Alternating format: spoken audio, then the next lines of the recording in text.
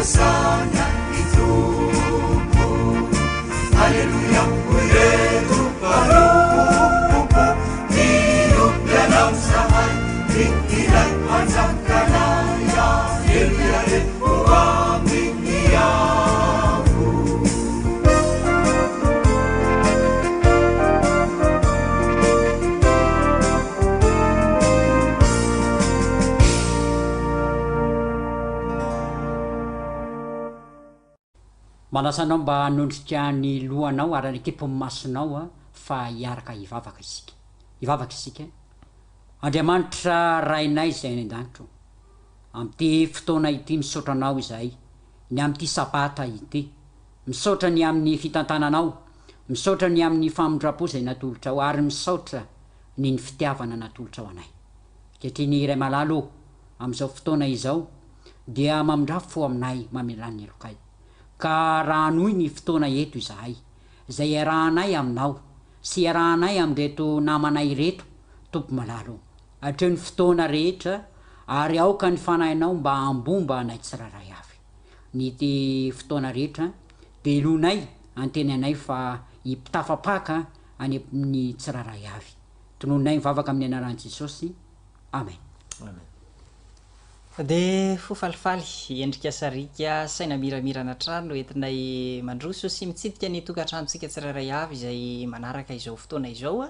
na amin'ny alalan'ny tambajotra tserasera Facebook izany na ihany koa anareo izay manaraka ao anatin'ny onjam-peo fa ety am-piandohana de tiako sahady ny manolotra ireto mpiara-miasa ireto amin'ity anio ity eto akilako eto ahitantsika ny olona Arabeza Tovindraona avy ao amin'ny fiangonana Batomanga, miarabanao. Miaraba rahalalolona. De eto amin'ny ilany eto kosa no ahitantsika ny lolona iray ihany koa izay avy any Betsarainy izy, ny lolona Razafitra Lambo miadana tiana, miarabanao ihany koa lolona. Miarabanao lolona. ety ampiandoana moa de tiana ihany koa ny mampahafantatra antsika rehetra fa izay telo birala reto zany de samy avy eo amin'ny distrika ny fiangonana adventiste Ambohimangakely avokoa. Ya mahafinaritra ary ny nanolotra teo tsara ihany koa ny afantarantsika azy de ny loolona avy eo Ambatotokana antsoina hoe Tojo Andriana Antenaina. Dia zay telo mirahalahy moa zany no hitarika ny fotoana riva amin'ity sabata ity mino izay fa azo fitahiny ianao manaraka izany na amin'ny alalan'ny tambajotra-tserasera na amin'ny alalan'ny onjam-peo ihany koa. Takitaky ny ahoana zany raha lahatojo raha ohatra ka jerevantsika ny mety ho endriky ny fotoana, inona zavatra mety ho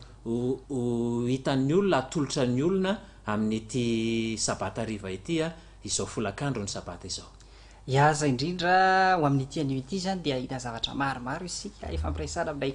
telo mirahalahy eto ao anatin'izay ny resaresaka mikasika ny asa fitoriana amin'ny ankapobeny mihitsy zany no horesahantsika eto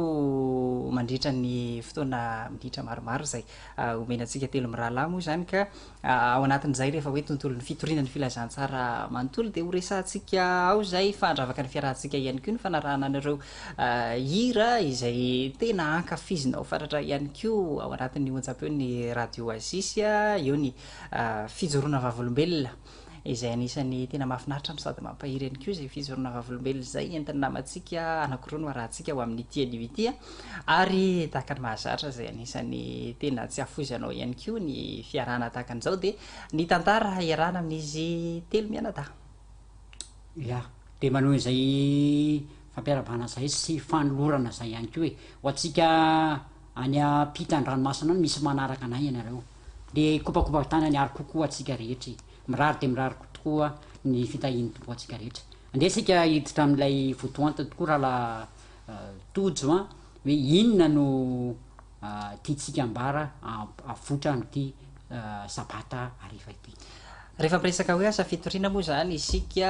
ao anatin'ny vanim-potoana ny fioboana amin'izao fotoana izao de maro mametra fanontaniana hoe ahoana tokoa moa zany anaovantsika ny asa fitoriana satria ny asa fitoriana amin'ny ankapobeny de mandeha mitety trano, mandeha mamangy olona sy ny sisa fa ity teny izay voarakitra ato amin'ny Timoty faharoa toko fahaefatra Timoty faharoa toko fahaefatra de miainga eo amin'ny andinin'ny faharoa ity anisan'ny teny tena mahafinaritra ihany koa izy ity ary mampirisika antsika rehetra raha vao miresaka an'izay hoe asa fitoriana izay vakina ny teny amin'ny anaran'i Jesosy hoe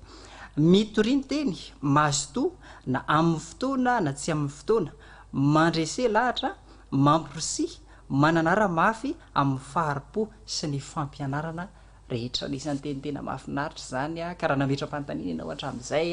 de voavaly zay fanontaniana izay ary de ny baiboly ihany koa no namaly azy hoe mitory teny na amin'ny fotoana na tsy amin'ny fotoana ka iresadresaka amin'izay zany izay telo mirahalahy tonga de omeko ny olona tovindraona avy hatrany ny fitenenana resaka asa fitoriana isika ina moa no azo resana raha vao miresaka an'izay hoe fitoriana ny filazantsara izay. Zay indrindra ny fitoriana filazantsara moa fiainana ary izy io zany atao hoe nankin'ny tompo tamin'ny fiangonana mihitsy ary antom-pisian'ny fiangonana hatramin'ny nanavaozan'ny Jesosy fony izy tetỳ tany izany fiangonana izany ary izy aza moa de milaza mihitsy ary efa fahaitsika tsara zany teny zany no hoe mandehana ianareo mitoriany filazantsara amin'ny olona rehetra zany hoe antom-pisina le izy ary zavatra atao hoe fiainana ary amin'ny olona ao amin'ny fiangonana ny mpino mpanaraka an'i Kristy de atao hoe mandeha ho azy kanefa na de mandeha ho azy aza raha la tojo l'olona miadana de zao misy ihany kosa zany tiatsika avotra kely na sosokevitra mety ahafahantsika manatanteraka an'izay asa fitoriana zay ao anatin'izao atao hoe vanim-potoana ny fihiboana izao. De izay moa zany tontolo-kevitra mety voaboasantsika hitondrantsika fanampiana kely na sosokevitra ho an'ireo olona rehetra izay miaino atsika manaraka ny tambajotra-tserasera amin'ny ity folakandro ity. Raha ohatra ka miresaka ny atao hoe mitoriany teny zany isika na amin'ny fotoana na tsy amin'ny fotoana de zany hoe misy zavatra azo atao foana misy zavatra tena hoe tsy tokony ho lany zavatra zaraina ny mpanaradiany Kristy ho hitantsika moa zany amin'ity volakandro ya zay indrindra dao somary iverina kely indray ary atao amin'ny loolona razafin-dralampo miadana tiana inona no azony resahana rehefa miresaka hoe asa fitoritra izay makasitraka loolona tojo a ny amin'ny fanontaniana ary inoko fa tsika ny tokantrano tsiraray avy any de mety anana an'izay fanontaniana zay ngeza be zay fanontaniana zay ary manana ny landany tokoa ahoana moa le hoe mitoriny teny raha jerentsika io toko sy andinina io de hoe mitoriny teny fanontaniana mipetraka de hoe inona lay teny ary faharoa de hoe ahoana ny fomba fanaovana an'ilay fitorina ny teny zay fanontaniana roa zay zany no hovoaboasatsika ary angalantsika fekevitra any amin'ny farany satria azadiny fa mba ho zava-misy tokoa anie zao resatresaka izao fanetanana izao a eo anivon'ny tsiraray avy eo anivon'ny mpiray fanantenana ary tiako ihany koa ianao raha tapitra zao vo resadresaka izao mba handray fanapa-kevitra mba hitory ny teny ka le hoe mitory ny teny zany a de hoe ny teny hoe inona le teny mazava ny tenin'Andriamanitra e tsy azo dikevitra ary rehefa ny fahamarinana no fahamarinana araka voalazany hoe ao amin'ny jaona 7 andiny 7 manamasina azy amin'ny fahamarinana fa ny teninao ny fahamarinana mazava zany fa ity tenin'Andriamanitra ity izay ny antom-pisina araka le voalazany loolona tovy teo ary ilay teny any mijaona toko voalohany ny andeny voalohany de tsy iza rehefa vakitsika tsara io teny io fa Jesosy Kristy izy io izay no antom-pisitsika eto nitory any Jesosy Kristy anambara any Jesosy Kristy tsy amin'ny alalany fitenenana fotsiny nefany fa tena misy fomba fiainana mihitsy araka le voalaza amin'ny teny hoe fomba fiainana mode de vie ozy izy ny teny frantsay zay fiainana mihitsy zany le izy somary mafitsika kely zay teny nolazainy lolona miadana teo zay hoe mitory ny teny a inona moa zay andao somary iverina kely amin'ny resaka hoe voambolana anankiray mihitsy zany hoe mitory teny satria ao anatin'io misy hoe teny a de misy hoe mitory raha ohatra ka somary azavaitsika kely zay de hoe mampafantatra amin'ny alalan'ny mampafantatra teny amin'ny teny anankiray izy de hoe mitory ny filazantsara zany hoe filazana tsara zavatra tsara zany no toritsika ny teny lolona tovindraona tena ampiandohana hoe maniraka antsika Andriamanitra hoe mandehana any amin'izao tontolo zao de mitory ny filazantsara amin'izao fotoandro zao anefa saina mijanona ao an-trano isika ohatra ny somary olana kely ihany zany zay le fandresantsika teny am-boalohany a inona no azonao resahana ary inona no zavatra tokony ataotsika zay amin'izao fotoandra izao mialoha zay aloha lolona tojo a de tiako ny mamaky kely ity andalana ao amin'ny voasoratra amin'ny taratasy nosoratana tamin'ny 4 sy 7 mpanoratra kristiana anankiray no milaza azy ity ao amin'ny izany teny zany a de zao no lazainy arotsaka amin'ireo rehetra manana fifandraisana matotra amin'i Kristy ny fitahiny iray manontolo ary rehefa izay de miantso azy ireny hanatona azy Jesosy tsy hoe hanome aina vaovao atsika amin'ny alalan'ny fahasoavana sy ny fanatrehana mandritry ny ora vitsy fotsiny ka avy eo mandefa atsika hiala ho any hiala amin'ny fahazavana ho amin'ny alahelo sy ny aizana tsy zany velively milaza amintsika izy fa tokony hitoetra ao aminy isika ary izy amintsika na aiza toerana tokony hanatanterahana ny asany de manatrika eo izy mora fo be fitiavana ary mpamindra fo izany andala teny zany rahalahy de mampatsiahy no hoe isika kay zany fitaovana ary natao hiasa ho an'ny tompontsika fotsiny ary le tompontsika mamindra fo be fiantra no manampy atsika amin'ny ora rehetra rehefa hanao ny asany isika averiko tsara zany le andalatsoratra teo milaza hoe na aiza toerana tokony anatanterahana ny asany de manatrika eo izy. Izay indrindra zany no mahatonga ny teny tariam-boalohany teo manao hoe fiainana ane le fitorinan'ny filazantsara ary ny filazana izany amin'ny manodidina de tahaka izay nataon'i Jesosy ihany rehefa nanasitrana lehilahy anankiray izy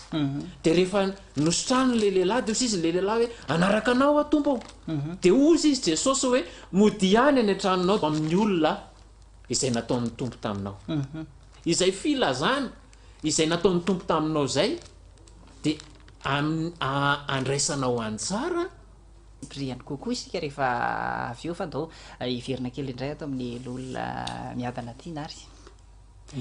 le azontsika resahana mikasika ny hoe ao anatin'ny vanim-potoana ny fioboana isika amin'izao fotoana izao ahoana ny fomba natanterahana ny fitoriana ny filazantsara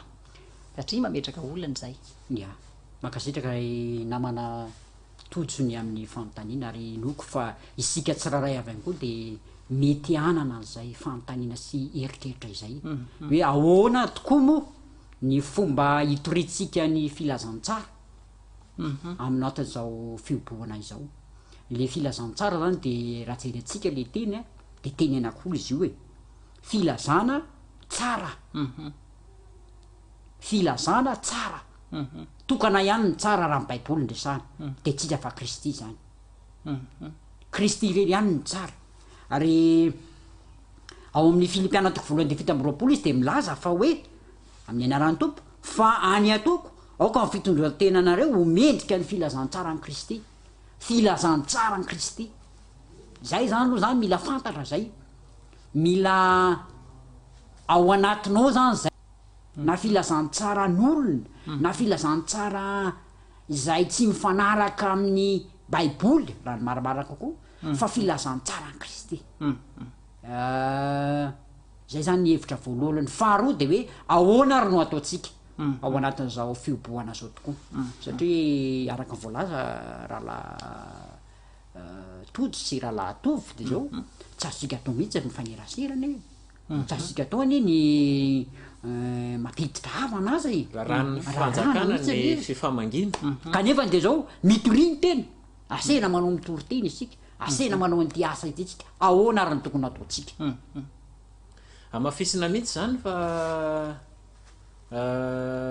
tsy hoe ao anatin'ny fotoana ny fiboana isika de tsy misy ninina azosika zaraina tokony hipetrapetraka de hoe tokony hipetrapetraka raha ohatra ka nipetrapetraka koa ny tompo tsy nitahtsika de tsy manana zavatra ho lazaintsika ary ny fitantanan'ny tompo atsika de amporisihany hoe izay tataraina lazao amin'ny olona rehetra kanefa eo anatrehan'izay zava-misy zay de misy zany ny soso-kevitra mety nareo any tokantrano any mety mahita maromaro kokoa azy fa mety vitsivitsy soso-kevitra vitsivitsy no entina telo amin'ny rahalao anareo amin'ity folakandro ity makasika an'izay hoe inona avy zany mety zavatra azotsika atao hoe anapariana izay hoe filazantsara i Kristy amin'ny alalan'ny zavatra ataotsika ve amin'ny fihetsintsika ve amin'ny zavatra izay asehontsika ny hafa ve eo manodidina atsika ao atokantrano zany rehetrarehetra zany misy azotsika atao daholo eo anatrehan'izay hoe filazana ny tsara de Kristy zany mazava de mazava ny am'izay atao amin'ny bokyny asan'ny apôstoly atao nisan'ny andininy tena mahafinaritra ihany ko izy io andininy tena mampahery ihany ko ho vavolombeloko any Jerosalema sy Jodea sy Samaria ary hatrany amin'ny farany tany anisan'ny malasa saina ihany ko andininy io am'izao fotoana izao ry izy mirahalahy hoe sao de fotoana tokony amin'ntatsika lay ao Jerosalema ihany ko zao satria indraindray mantsy somary lasa-danja foana izy ireny rehefa tsy ao anatin'ny vanim-potoana ny fioboana isika zany hoe anisan'ny nomentsika lanja ihany ko zany tiako tenena amin'le Jerosalema le hoe ao an-tokantranontsika ny ankonantsika mihitsy satria manana ny maizy azy izy ireo kanefa naizarina zany tsara ihany ko raha ohatra ka efa hoe azotsika antoka ny tena tsara indrindra ny mamita anireo izy rehetra ireo anisan'ny tombontsoa lehibe ny mety ahafahantsika mamita an'izany ho jerentsika izay ao anatin'ny fiarahantsika rehefa avy eo fa andao aloha iseto kely ao anatin'ny hira resika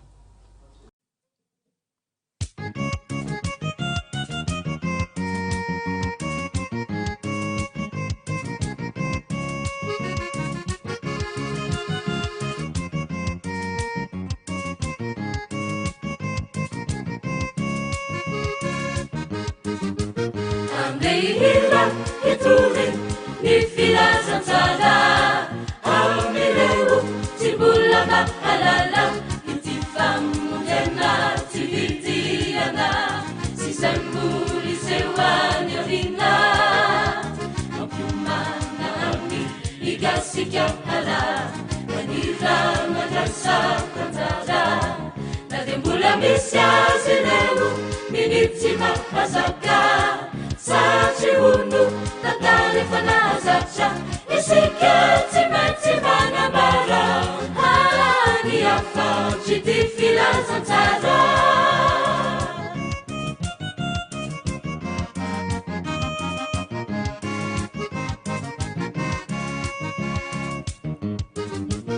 andehira etory ny filazantsara amireo tsy mbola mahalala ity famonjena tsy vidiana sisay mboly sehoany orina mampiomana any igasika ara kanira mandraisako anjara na de mbola misy azy reo minitsy mahazaka satry ono tantara efa nazatra isika tsy maintsy manambara any afaotry ty filazantsara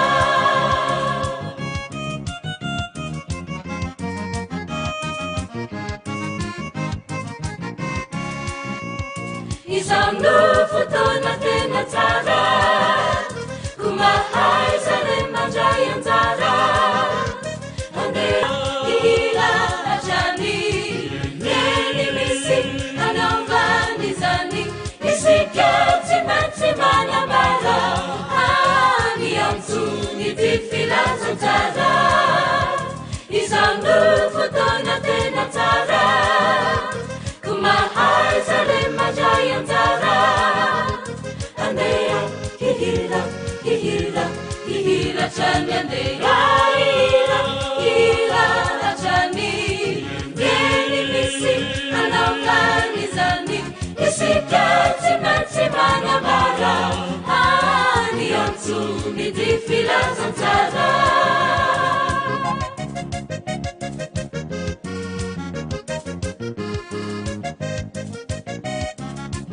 moabe mola azotsika tao ny malina mijanona mizao tsy anambara ity filazantsara faunadiva lay tantara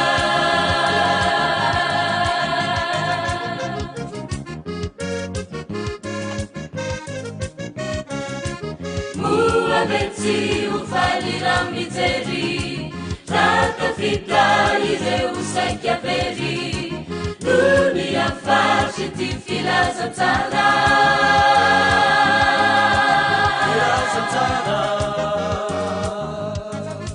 filazantsara ira filazantsara ira filazantsara ira filazantsara ira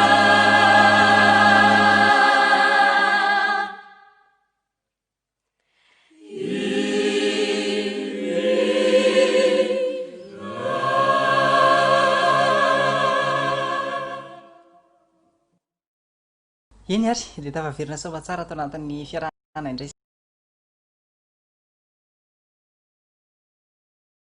sika rehefa nisento kely tao anatin'ny niriny a hira ihany koa zay nampafantatra antsika ny amin'ny hoe tokony andehanantsika manatanteraka ny asa fitoriana ny filazantsara fa dia tavaverina trany ato anatin'izao resaresaka izao indray zany a zahay telo miraha lahatra any no mbola miaraka aminao amin'ny ity an'io ity a nanome resadresaka izahay teo hoe inona ary zany no tokony atao inona ny sosokevitra ihany koa azo anatanterahana ny asa fitoriana ny filazantsara ao an-tokantrano ao anatin'ny hoe fijanonana ao an-trano amin'izao fotoana izao na ao anatin'ny vanim-potoana ny fioboana ihany koa dia eto ihany koa izy rahalahy mbola afaka nampy hatrany resaresaka makasiraka raha tojo ary zay indrindra no tokony amafisina am'ty fotoana ity hoe fitoriana ao an-tokantrano ahoana moa no tokony atao izavy nytorinao nydresaketo zany de zao hoe ny fifandraisana eo anivon'ny ray aman-dreny sy ny zanaka ary ny ray aman-dreny sy ny ray aman-dreny ary ny zanaka sy ny zanaka azadiny zay ia satria misy ao anatin'ny tokantrano misy hoe na de samy zanaka na olona miray trano eny ko aza misy ny mino a ary misy ny tsy mino a anisan'ny anatanterahana fitorinan'ny filazantsara ihany ko zany reny hoe alazaintsika hoe tsy mino ireny eo ndretra mantsy no zavatra mipetaka hoe ahoana ara fomba natanterahana zay zao mantsy ny olana ndrendre zany na ao an-trano aza de zao tsy haitsika ny mitoro filazantsara mety amin'ny alalan'ny fiteny io mety amin'ny alalan'ny endrika aseo amy fietsika ao an-trano zao mbola mahita ianao hoe misy olona sasany tokantrano mampalahelo kristianina zay mbola mifanompanopo mbola mametraka ny tenany ho any tsy tokony ho izy kanefa ny filazantsara no tokony ho atao na ny teny fampifiresahana na ny fifomba fifandraisana de zany rehetra zany mila amboarina andray ohatra manokana hoe ohatra hoe ao an-trano mbola misy manao anaram-bositra ohatra filazantsara ve ny anaram-bositra ohatra anankiray zay ohatra ihany koa ny hoe ao an-trano ve de tokony mbola isy olona tsy fampiteny tsy madio am-po zany tena atao hoe filazantsara raha lasy anabava ryava malala mila miova ny fiainatsika rehefa maheno an'izany isika ary zay le filazantsara zay ny fiainanao an-trano mihitsy miainga eo aminao alohany voalohany zay tokony anao ny modely na ny fiteny na ny akanjo anaovanao na ny fitsikinao na ny fomba fifandraisanao enao samy anao zay ny mahafilazantsara anazy ary farisaka zay tena mafisoko kely zay eo mihitsy zany mantsy no misy andalateny any ty izay afahantsika mifampizara amin'ny mpiaino atsika sy ny mpanaraka amin'ny tambajotra-tserasera ihany de zao le teny amin'ny mitovy am'le nentiko teo ihany no hoe mampifamatotra ny fo ny fity mifamaly ary ny firaisana misy eo anivo membre ny fianakaviana de manao ny toriteny mandaitra indrindra azo atao mikasika ny fiainana araka an'Andriamanitra ay zany le fifandraisana le fifankazahoana-po hita ao anivon'le tokantrano de masolo toriteny satria ny resakitsika telo miralary am'ty sabatarivo ty de makasika ny asa fitoriana de zao ny membre ny fianakaviana rehetra rehefa maneo an'izay hoe fifamatorana sy fifankazahoana-po zay de mivoaka ho azy le filazantsara zay indrindra hoe tena manana an'Andriamanitra zay indrindra no amafisina hoe misy olona anie mampalahelo mitony tena ho kristianina araka ny voalazako teo zao ao an-trano izy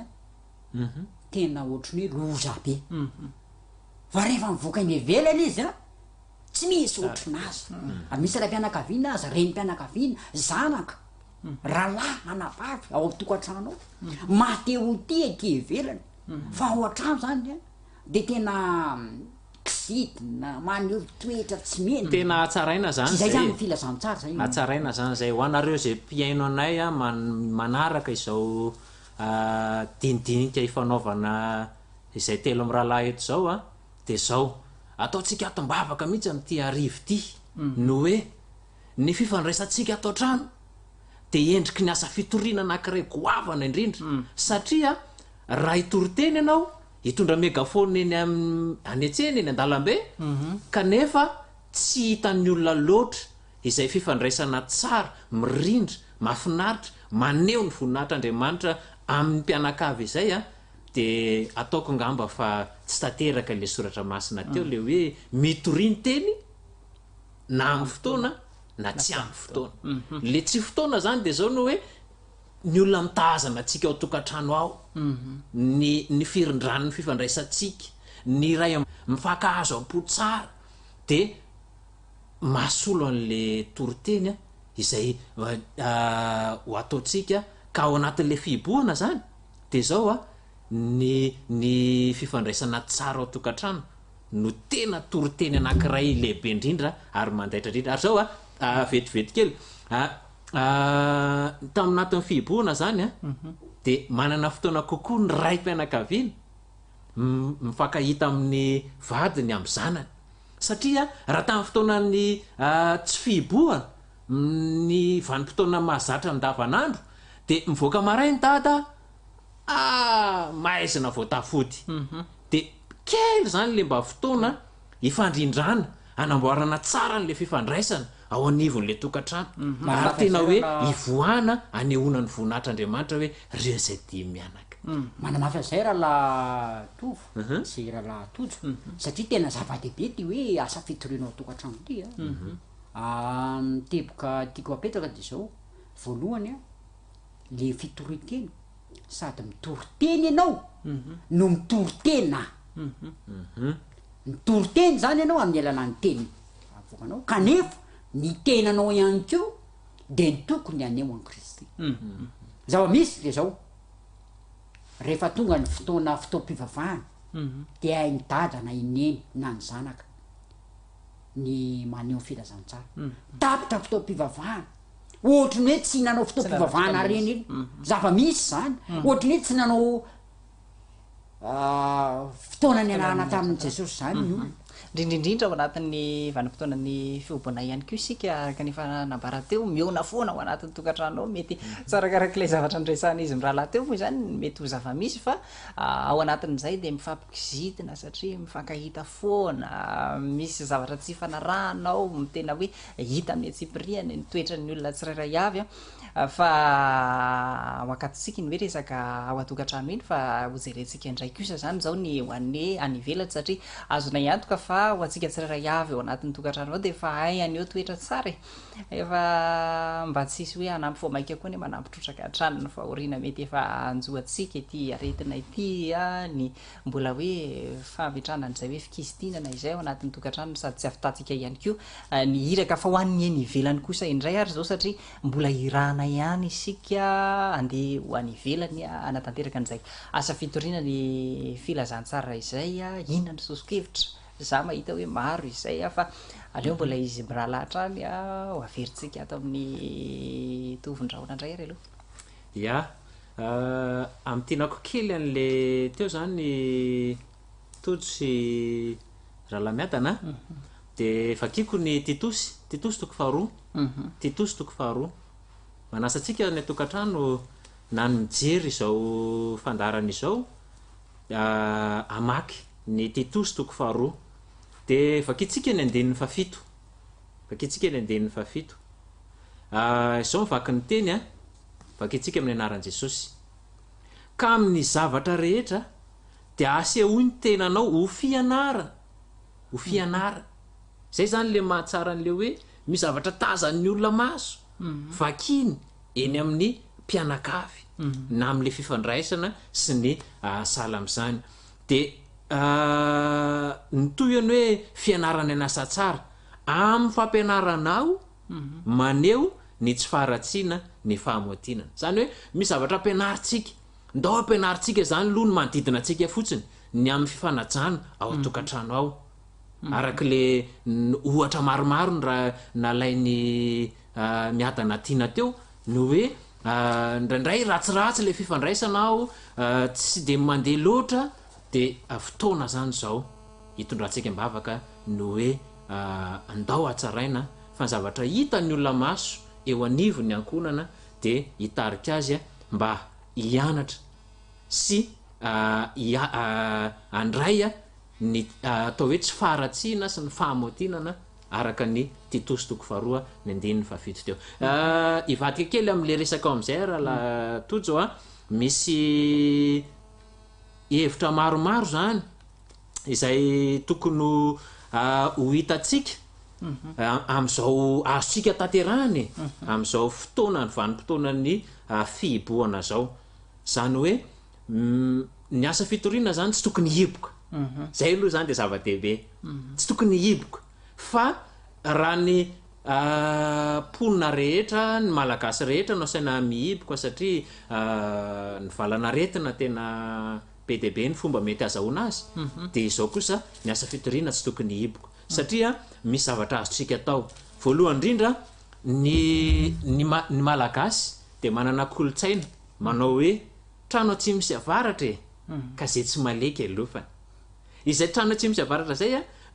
asika eritreretina ihany koa hoe misy zavatra ilain'ny olona ao amin'ny manodidina atsika fantatritsika loatra izy reny de azotsika ararotina no amin'ny hoe ampiasana ny fitoriana filazantsara ary anehoantsika an' Jesosy amin'izy ireo ka izay ataontsika hoe famantarana ny zavatra ilain'izay de mitondra izay anjara brika am'izany tsika de anehoantsika an' Jesosy ary zay le atsona hoe fiasan' Jesosy zay le hoe fomba fiasan' Jesosy io zany tena azotsika atao tsara mihitsy io zay indrindra rahalahy namana rizimy rahalahy ao amin'ny Timoty voalohany toko faefatra andiny faharoa ambin'ny folo ianao zay any atokantrano any zany manaraka zao fandarana zao amin'ny alalan'ny pejy serasera Facebook na ny miaino koa amin'ny alalan'ny radio oasis zany de manasanao mihitsy mba handray ny baibolinao fa anisany anankiray teboka anankiray apetraka amin'ny baiboly ho amin'ny fitoriana any ivelan'ny tokantrano de ty ao amin'ny Timoty voalohany toko faefatra andiny faharoa ambin'ny folo ty mahafinaritra izy ty ary teny zay tsy afaka ao am-bavako mihitsy zay tokony mba ho filamatritsika ihany koa Timoty voalohany toko faefatra andiny faharoa ambin'ny folo mba milay ianareo mba hamaky izy amin'ny feo mafy aoka tsisy olona anao tsinitsinina anao no ny atanoranao fa aoka tonga fianarana ho an'ny mino ianao amin'ny fiteny amin'ny fitondratena amin'ny fitiavana amin'ny finoana amin'ny fahadiovana arak'le voalaza de hoe ao atokantrano eny no amola volana an'izany ao atokantrano eny no anabeazana an'izany ary izay indrindra ny hoe ianao zany de ho fianarana itory ianao zany ny ivelana zany zao mety tsy tabatabameka foana ianao fa amin'ny alalan'ny fitondrantenanao de mety anaraka anao ny olona amin'ny alalan'ny fiteninao montona ane zany fiteny zany mendrika ane zany fiteny zany zany ka fakataka zay zany anisan'ny filazany tsara ngeza be zay ary raha katahaka ianao araka voalazany toko sandiny hafa de hoe manahafa aosy Kristy zany hoe Kristy zany no alainao tahaka zay ianao zany vao mifindra ty aminao le toetrany Kristy ary zay ny hoe mibanjina an' Jesosy mandrakariva isika eo mpanaovana zoasy zao hoe aza mandeha amin'ny herin'ny tenanao anao raha lasa nabavy fa aoka anao hibanjina ny Kristy mandrakariva manahafa aosy Kristy ary zay ny tokony tanjona fianarana ianao zany vao mivoaka ianao zany de fianarana nija zany ianao zany zao fianarana any Kristy tokoa ve ianao na ny fiakanjonao na ny fiteninao sa hainao de hoe mbola mitakoritsika iatseroa ihany mivazavaza asana ihany koa mifosafosa zany zany de efa tsy filazantsara zany tiako ianao zany raha mifarana izao famelabelarana sy ny azo hoe fanetanana izao zao mba andray fetikevitra ianao ka zao aneo fianarana ianao ho voatory daholo any ty firenena malagasy ty raha ny kristiana tsirairay vao fianarany raha la tojo ya zay indrindra hiditra ao anatin'izay ihany ko isika satria mbola miresaka hatrany hoe fioboana mety somary mivoaka kely kokoa zany am'le hoe ao anatin'ny tokantrano isika tsy resaka an'le ao anatin'ny tokantrano tsony fa eo anatin'ny fiarahamonina ihany koa zay anisan'ny olona akaiky atsika fantaro fa mihiboka ihany koa izy ireo ary mijanona ao anatin'ny tokantrano somary iresaka kely mikasika ny hoe olona iray trano misy trano anankiray lehibe de misy olona manofany amin'ny farany ambany de misy olona manofany amin'ny farany ambony ho an'ny mpianatra ihany koa moa zay de tena hita raha mianatra eny amin'ny anjery manontolo de mipetraka amin'ireny hoe cité reny zany zao de misy amin'izy ireny tafajariny eto Antananarivo de ahitana tantara somary hafahafa kely le izy hoe raha ohatra ka mandrehatra afo ny olona ty ambany de miakatra am'le olona makany ambony de hoy ilay olona avy any ambony hoe nisetrokareo avy any ambany avy any miakatra aminay makaty ambony de ny teny ianao hoe ka hoay zary nisy setroka hidina fa tsy maintsy miakatra foana moa zany nisetroka de amaly ihany koa ny avy any ambony rehefa aveo hoe amin'ny alalan'ny rano atsipy any ambany hoe iny zany ny rano valin'ny zavatra nataonareo de efa ahoana ny ranonareo anao raraka ty ka isary nisy rano miakatra fa rano tsy maintsy midina foana ao anatin'izany rehetrarehetra zany anisan'ny fomba zany reny rehetrarehetra reny tsy afahantsika mitorony filazantsara fa raha mbola azontsika atao an-trano hoe manatanteraka fanehonan' izay toetra mendrika araka izay nresany miadana teo zay hoe toetra fianarana dia hoe zahantsika atao an-trano zay toetra fianaran'izay ao anatin'ny fiarahamonina izay misy antsika anehoantsika araka nresany teo any jesosy raha lahatojo raha lahatovo ry namana miaino an'izao fandarana zao mijery ihany koa amin'ny alalan'ny Facebook ny zava-misy matsy amin'izao vanim-potoana zao de zao hoe ny hoe ao anatin'ny fioboana ve azo atao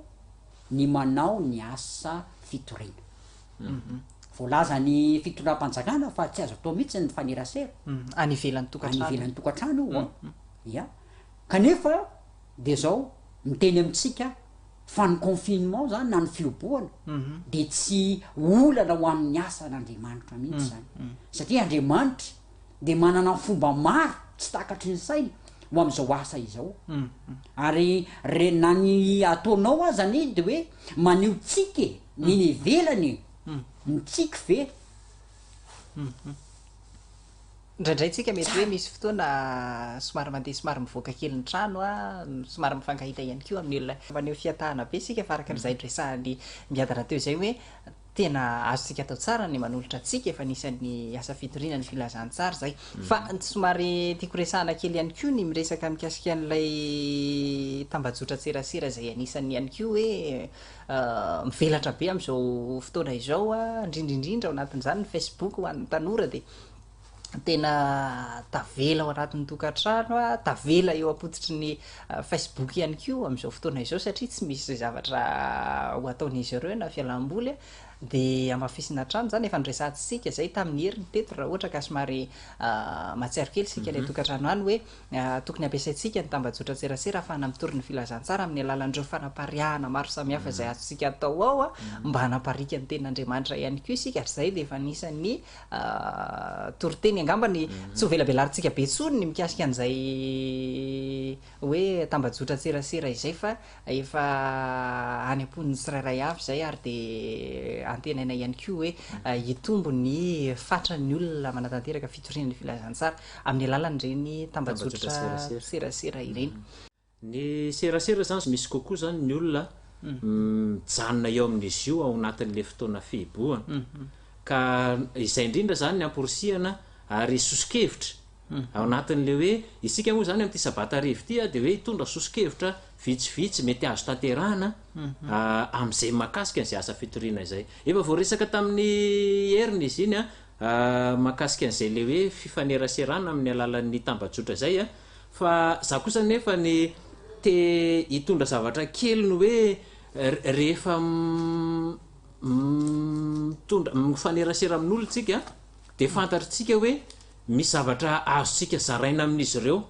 na fomba fampianarana zavatra kely sakafo na de ireny zany tokony ararototsika misimisy kokoa ary ampitomboina azy mba ahafahana hoe mizara an Jesosy am'le olona am'le asa fitoriana kanefa mitondra fanasoavana am'le olona ihany koa amin'ny aranofony ho hitatsika angambany misy andalateny manamarina ny hoe Jesosy rehefa nanasitrana an'ireo marary reo de tsy nofony ihany no nositrany fa ny ara-panahany koa zay indrindra zany no anamafisana an'le hoe ny fifandraisantsika amin'olona ny fampianarantsika zavatra kely ho an'izy reny am'izao vanim-potoana fihiboana zao de sady manasitrana ny ara-nofony no manasitrana ny ara-panahany de tena fa io zany asa fitoriana goavana io ataontsika mety hoe kely ny fotoana lany am'izany kanefa misy akony lehibe amin'ny ara-panahin'ny olona miresaka an'izay hoe fanampian'izay ihany ianao maro ny mametra-panontaniana hoe inona le fanampiana atao satria mandalo fahasairana na daholo ny olona rehetra zay na de hoe ao mitory ny filazantsara azy de mandalo an'izay fahasairana an'izay a miresaka fanampiana isika tsy ny hoe fanampiana rabola ihany akory no azontsika atao amin'ny olona rehetra eny amin'ny fiarahamonina amin'izao fotoana izao a fa maro de maro izy ireny mety asa mety ho herintsandro ve azontsika nampiana azy ireny mety torohevitra ve azontsika nampiana azy ireny raha tojo zay indrindra hoe inona ny azo no anampiana ny afy mety inona no ataonao amin'ny fomba hoana zao ny fotoana zany zao fioboana zao no fotoana mety anampiana ny hafa mety herintsandro izy ianao mety ho vola mety ho zava-dehibe koa ny fitondrana am-bavaka reo raha lasaina bavy misy anie raha lasaina bavy zay maniry vavaka mafy am'izao fotoana zao e tena manampy dehibe amin'ny fitorena filazantsara izany ary tena zava-dehibe zany ty vavaka ty ihany keo am'ty fitorena filazantsara ity hoe tena anisan'ny teboka ngeza be mihitsy zany ty vavaka ity manampy ny olona rehetrarehetra amin'ny vavaka manao an'izany ve ianao mandany tanteraka an'izany ve ianao ary tsy androany any fa izy io zany tena mila manana faharetany ianao anatin'ity vavaka ity satria isy fivana eo amin'ny fiainan'iny olona hoentinao am-bavaka ary ny vavaka no anisan'ny tsambarateny ngeza be ihany ko ho amin'ity vavaka ho amin'ny asa fitorena indraindray matsika nahafaran'ny olona ary ny andalana mba ento am-bavaka ohatran'izao de indraindray diantsika izy ireny na ihany ko imezatsika fa tena zany tokoa raha nisan'ny fitoren'ny filazantsara iasan'ny fanamasina ny ampondreny olona tsirairay avy ireny ny vavaka izay ataotsika rehetra fa ho faraparanatsika aloha indraisaresaka iny dao somary rofitinina kely zay rehetra zay ao anatiny zany hoe fitoriana ao anatin'ny tokantrano amin'ny alalan'ny fanehoantsika ny toetratsika akoatran'izay ihany koa de eo ny fanampiana ilay vao avy nyresantsika teo ary ny fampiasana ny tambajotra tserasera reo anankitelo reo anisan'ny vohitra atao anatin'ny sosikevitra zay nentinay telo mirahalahy ato anatin'ity fijorana volombelona zay ho arahantsika ity kosa de anisan'ny misy mbola be torohevitra atsika ihany izy amin'izay hoe fitoriana ny filazantsara ato anatin'ny fioboana izao de arao finaritra ary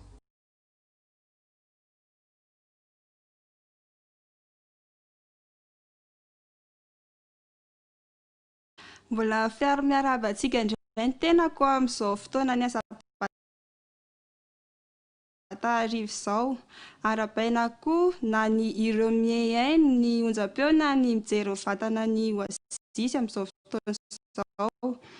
ny anarako raha Zafy Sonjaram-bola tiana Farasoa izay fantatra amin'ny anarana hoe Farasoana mbola tiana izay mpivavaka ao amin'ny fiangonana Adventiste Betizaraina zao dia mpitory an-tsitrapo avao amin'ny fiangonana Betizaraina ka izay mpitory an-tsitrapo amin'ny fiangonana Betizaraina dia nisafidy ny hanao ny asa fitoriana na dia ao anatin'izao fihiboana izao ary nanantona ireo olona sy namana izay fantatra izahay nanaovana ny asa fitoriana ary noho ny amehana sy izao fihiboana izao dia nivatsy ho azy ireo ny kasibosy ary ny sarasavoy mitondra lesona arasarina ho an'ireo olona liana izahay ny safidy manokana ny hanao fifadikanana ny mpitory ny asa fitoriana ao Betizaraina ary nitondram-bavaka ny asa fitoriana izay nataonay ary nitondram-bavaka ao any Teresay tsirairay avy izay nanao ny lesona hita tokoa fa liana ny olona izay nanatonanay ary dia tenenay hoe miverena foana tsy nataonay sakana nefa ny fiboana manaraka izay tonga na ny confinement total fa dia nahita fomba hafa sy paikady hafa izay nanohizana ny asa fitoriana fa tsy nitranona hatreo ka dia nataonay tamin'ny alalan'ny fifandefasana SMS indray izany isan'andro isan'andro eto ary dia tiako no manentana antsika fa na dia anatin'ny izao fiboana izao ary dia tokony tsy atao sakana mihitsy ny anaovana ny asa fitoriana fa tokony izao indrindra ary ny tokony anaovana azy satria tena ilain'ny tsirairay avy ny tokony ilain'ny tsirairay avy ny fampahery amin'izao vanim-potoana iainantsika izao eto am-pamaranana dia manentana antsika hanao ny asa fitoriana na indrindra fa amin'izao vanim-potoana lalovantsika izao fantatritsika fa amin'izao vanim-potoana ny andalovan'ny ty aretiny ty dia mila ny fifampaherezantsika ny tsirairay avy ny mpifanolobodi-rindrina namana samihafa ka tokony tsy ataontsika sakana fa marobe ireo tambazotra afaka ifampaherezantsika sy andefasantsika ny tenin'Andriamanitra indrindra fa ny Facebook sy ny finday fandefasana ny SMS ka manentana antsika hanao ny asa fitoriana manentana antsika tsirairay avy mba ifampahery sy ifampitondram-bavaka amin'izao vanim-potoana lalovantsika izao. Eto am-pamaranana ary dia tiako ny mitondra ho anareo toko sy andininy ifampaherezantsika ny amin'izao sabatarivo izao dia ny ao amin'ny tantara faharoa toko fahafito andiny fahaefatra ambin'ny folo rehefa hitantsika dia vakintsika amin'ny aran'i Jesosy. Raha ny olo izay natsoko amin'ny anarako no avy anetry tena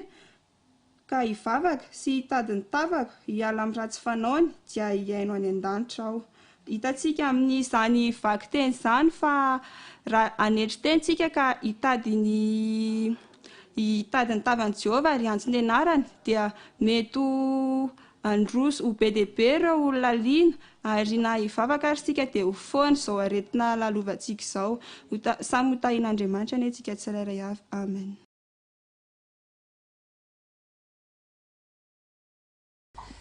Zay ny amin'iny fijoroana olombelona iny azonay antoka fa dia tena nampahery anao ihany koa ary nampirisika anao ihany koa hanatanteraka an'izay asa fitoriana ny filazantsara izay ato anatin'ny fioboana ampirisihana hatrany moa zany amin'ny fampiasana ny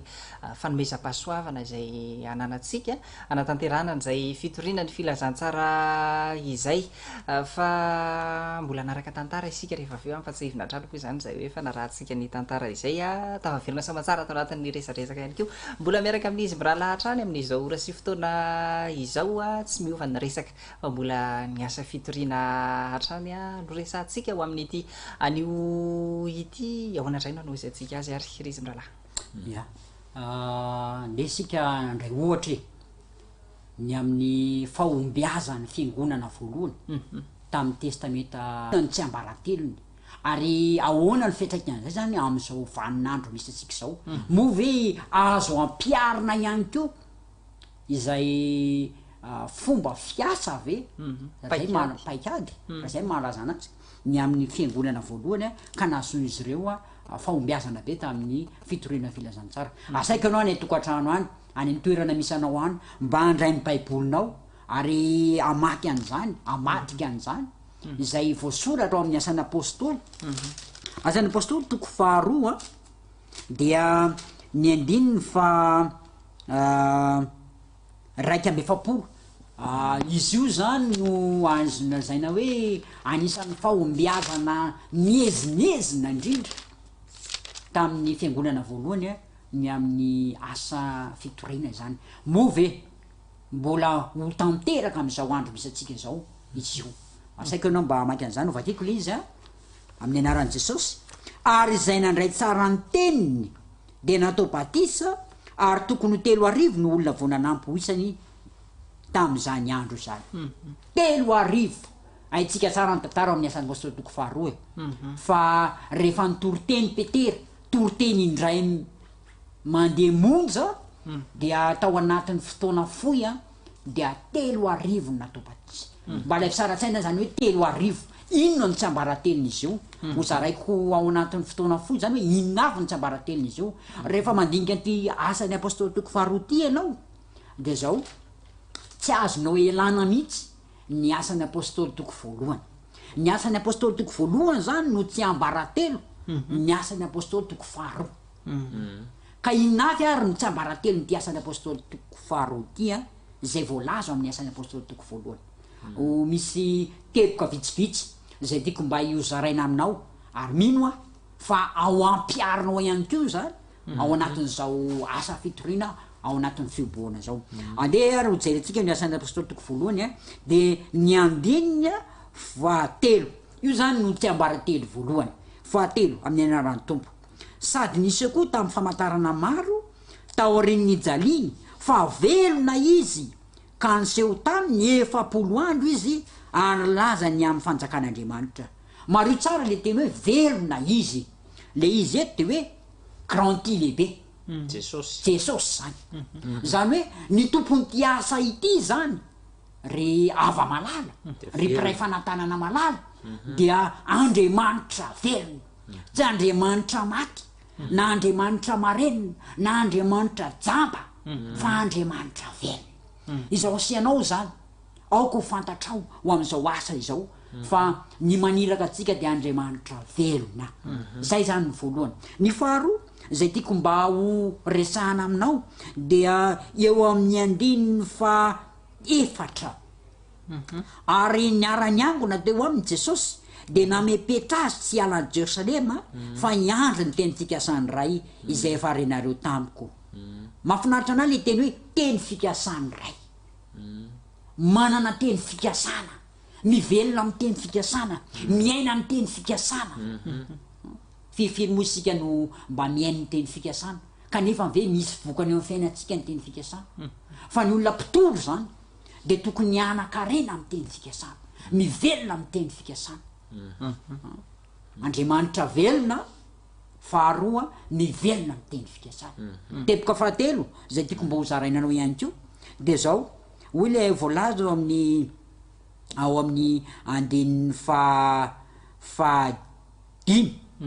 fa Jaona manao batisa tamin'ny rano fa ianao reo kosa atao batisa amin'ny fanahy masina rehefa ka afaka andro vitsivitsy. Batisa roa ndresahany ao. Ny voalohany batisa amin'ny rano. Raha toa ianao ka tsy mbola nandalo zany batisa ny rano zany de fotoana mety izao. Nisy fampianarana maro teto, nisy conférence, nisy fanitanana, fampianarana momba ny baiboly. Fotoana zao raha tianao ny resona amin'ny rano batisa. Ary tsy ampy nefa an'izay fa mila ihany koa ny batisa ny fanahy masina. Teboka manaraka zany fahatelo isika zany zao de hoe batisa ny fanahy masina. Izy zany de angatahany isan'andro izy io fenoy ny fanahy masina isan'andro. Raha azo atao aza de zao ao anatin'ny ora ray, ao anatin'ny 420 andro ianao de tokony angataka an'izany fanahy zany. Mila batisa ny fanahy masina tsika ry ava malala eo mpanaovana zao asa izao. Tsy asanao any izy io fa asan'Andriamanitra izy io, ary Andriamanitra velona, mivelona amin'ny teny fikasana, mila batisa ny fanahy masina isika. Zany no anisan'ny tsy ambara-telo. Ary ny farany zay tiako maro izy ireo fa efatra no lazaiko aminao androany zay ngeza be ihany koa ao anatin'ity toe-javatra ity dia ilay voalaza ao amin'ny asan'ny apôstôly toko voalohany ihany ny 4:20 hoy izy hoe ireo rehetra ireo ny ray saina naharitra ny vavaka mba ny vehivavy sy Maria reny Jesosy ary ny ralany. Mahafinaritra anahy le teny hoe ny ray saina naharitra ny vavaka. Ity asa ity zany fitorinan'ny filazantsara de mila firaisan-tsaina ao anatin'ny vavaka. Mila vavaka mafana izy ty. Mila miray saina ny mpianakavy, mila miray saina ny mpino tsirairay avy ao am'izao asa izao. Tsy asan'ny fiangonana zatsy na ny aroa fa asan'Andriamanitra izy ty. Andeha re fotoana izao iraisantsika saina, iray iny tongotra miara-mamindra, soroka miara-milanja ho am'izao asa izao. Ary rehefa zay efatra izay no tanteraka ho averiko kely. Ny teboka voalohany de hoe manan'Andriamanitra velona isika. Ny teboka faharoa de hoe miaina ny teny fikasana isika. Ny teboka fahatelo de hoe atao batisa amin'ny fanahy masina isika. Ary ny teboka fahaefatra de hoe miray saina isika ho am'izao asa izao. Dia ho valin'izay de zao izy batisa ary ho vita ny asa. Ity asa ty mantsy re izy miralahy de zao tsy maintsy ho toriny izy ty. Na mino ianao na tsy mino ianao de Jesosy tsy maintsy ho avy. Ary zay ny antom-pisitsika eto hoe savoir être. Ny antom-pisinao de hoe anambara ny atsaran'le niantso anao ho avy Jesosy. Ary rehefa vita ty asa ty de ho avy Jesosy hoe andray ahy sy andray anao ka moa ve ho mpiara-miasa amin'Andriamanitra ianao sa manao ahoana raha somary fitindra kely zay resadresaka netiny miadana teo zay a de ny hoe amin'ny ankapobeny mihitsy zany a de miresaka ny amin'ny hoe fifandraisana amin'Andriamanitra satria nyresaka izy teo ny fanamasina ny resaka ihany koa izy ny vavaka ny fiainana amin'ny teny fikasana zany rehetrarehetra zany de anisan'ny fifandraisantsika amin'Andriamanitra avokoa ka ao anatin'ny famitana ny asa fitoriana ny filazantsara zany de ilaitsika ny mifandray a amin'Andriamanitra be fitiavana fa andao hiverina indray ato amin'ny tovoary isika inona kosa indray no azonao resahana mikasikasika an'izay tena tsy misy madilana ho tetenana le toromarika ary tsy ambaratelo nomeny rahalahy tiana teo fa misy andalatsoratra voasoratra tao amin'ny ilay boky antsoina hoe tana masandro fahasalamana ao amin'ny takelaka fa 7:70 nosoratan'ny mpanoratra kristiana amerikana anankiray izy io de zao no lazainy ary ty tena tsy ambaratelo lehibe mihitsy mba tiako tena horaisinao piaino amin'ny onjam-peo izao fandarana izao na mijery ampo mihitsy a izany tsy ambaratelo zany avy amin'ny alalan'ny asa sorany avokoa no vakiako a anankiroa izy reto ny anankiray voalohany eo amin'ny tana masandro fahasalamana zao no lazainy tokony an'olo tena tanteraka ho an'Andriamanitra isika tokony an'olo tena tanteraka ho an'Andriamanitra isika tsy misy fetrany ny soa mety ho vitan'ny olona iray izay manadiny ny tenany manadiny ny tenany ka manome malalaka ny fanahy masina hiasa amin'ny fony sy ny fiainany voatokana tanteraka ho an'Andriamanitra rehefa mandalo an'le batisa ny fanahy masina teo araka ny resahan'ny lolona tiana miadana de zao rehefa ao anatin'ny fonao le fanahy masina ary anjakany zany ianao voaovany zany ianao a dia mandeha ho azy no hoe adininao ny tenanao io zany tsy misy fitiavatena mihitsy io rahalahy ary rehefa ny kristianina rehetra mpanaradian'ny Kristy rehetra no manana n'izany tarigetra izany no hoe izay hitondran'ny fanahy masinahy no ataoko dia tanteraka eo asa fitoriana io zany hoe raha fitiniko amin'ny teny tokana de zao le fanolorateny le fanoloratena io zany tena tsy ambaratelo lehibe amin'ny asa fitoriana manaraka an'izay a ao anatin'le boky anankiray lettre indray izy ty tsy boky zany le izy fa taratasy nosoratan'io mpanoratra ihany a de zao no lazainy tokony hivelatra sy hialalina ny fanandramantsika tokony hivelatra sy hialalina ny fanandramantsika satria nahoana isika kay a mihevitra fa efa tena manao ary ohatrany efa be ny vita eo anivon'le asa fitoriana fa raha refesina dia tsy de mivelatra ary tsy lalina kanefa ny taridalana eto de zao ary tiako a raisinao am-po mihitsy zany raha lasana bavy izay miaino sy manaraka ity fandarana sabata riva ity de zao tokony hivelatra sy alalina kokoa ny fanandramantsika ndao raha lasana bavy ndao tena anao fanandramana misimisy kokoa ny amin'ny tia asa fitoriana ity tedavo ny fomba rehetra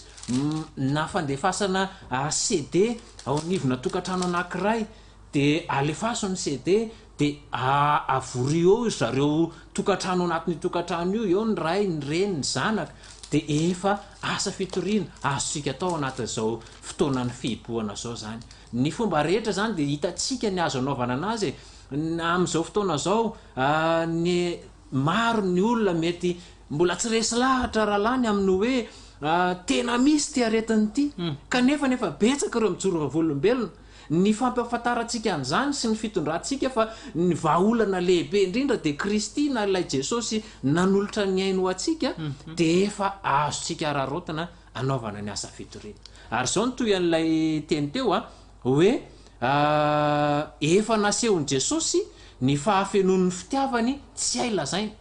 Jesosy nge tena manao izy azony atao amintsika fa isika kosa ohatrany hoe mikobona zany ho atsika samy rery ary izao ara n'lezainy hoe resao amin'ny zotom-po resao ny amin'ny zotom-po azafady diso le famakiko azy teo resao ny amin'ny zotom-po resao ary resao ny amin'ny finoana tahaka ny ahoana ny fomba iainanao ny finoanao izay nyraisinao avy amin'ny alalan'ny fisehon'ny Jesosy sy ny fitiavan'i Jesosy ianao hatramin'izay dia resao zany ary amporosian'ity mpanoratra ity mihitsy moa ary azontsika atao tsara ankehitriny ao anatin'izao vanim-potoana fihiboana zao ny manao an'izany tsisy maharatsy an'izany eny an-dala miresaka amin'ny nama resao ny amin'ny finoana resao ny amin'ny zotom-po dia toizany ihany ny hoe resao ny amin'ny fanantenana tena zava-dehibe io ary ny olona amin'izao vanim-potoana zao ry izy mirahalahy dia mandalo fahadisom-panantenana ary kivy satria zao tontolo zao mihitsy no iandefan'ity aretin-dratsy ity ary mbola samy very hevitra ny amin'ny fanafodiny sy ny fanafana azy ka tokony ararotina zany zay ny hoe resao ny amin'ny fanantenana resao ny amin'ny fanantenana ary amarana ko azy dia zao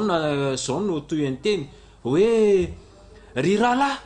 sy rahavavy ao amin'ny tompo mahatanjaha rehefa tena banjina an' Jesosy isika araka ny filazany ato ambany ato ihany banjino hatrany izy Jesosy io miantehera aminy ary aza misalasala ny amin'ny fitiavany fa zay mampatonga atsika tsy mahita zavatra resahantsika makasika ny asa fitoriana satria misalasala atsika ny amin'ny fitiavan'i Jesosy misalasala atsika ny amin'ny fianteherana aminy ary na andraindray isika mihitsy no alaim-panahy mialatsiny mety miteny an'izany isika mihitsy no alaim-panahy isalasala ny amin'ny fiteherana amin'ny Jesosy indrindra fa ny amin'ny fahasarotan'izao fiainana izao sarotra dia matahotra isika dia izany zavatra izany resao amin'ny manodidina anao fa mampitombo ny fanandramana izany mampivelatra ilay fanandramana izany ary mitarika azy reny anatona any Kristy eny ary dia tiako ihany koa mbola maky an'ity andininy anankiray ity atao amin'ny Zakaria 4 somary amin'ny tinana kely ny resaka zay ny fampiresantsika teto androany zany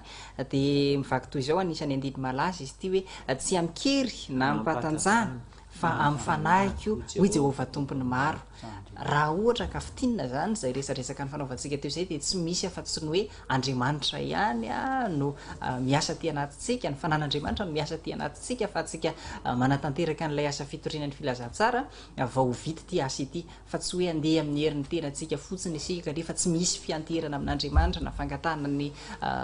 fanamasina ihany koa na dia kely aza ka dia amporisiana ihany koa zany isika zay liana sy tena hoe vonina anatanteraka n'izay asa fitorian'ny filazantsara izay hitoky mandrakariva amin'Andriamanitra amaraparana sady ny fiarahana isika telo mirahalahy amin'ny ity anio ity manana minitra vitsivitsy eo sika ahafahana mamarana ny fiarahana ndao ary hoentsika ato amin'ny miadana indray ny afatrafatra sy ny fanindrinana misimisy kokoa amin'izay rehetra voalaza teo izay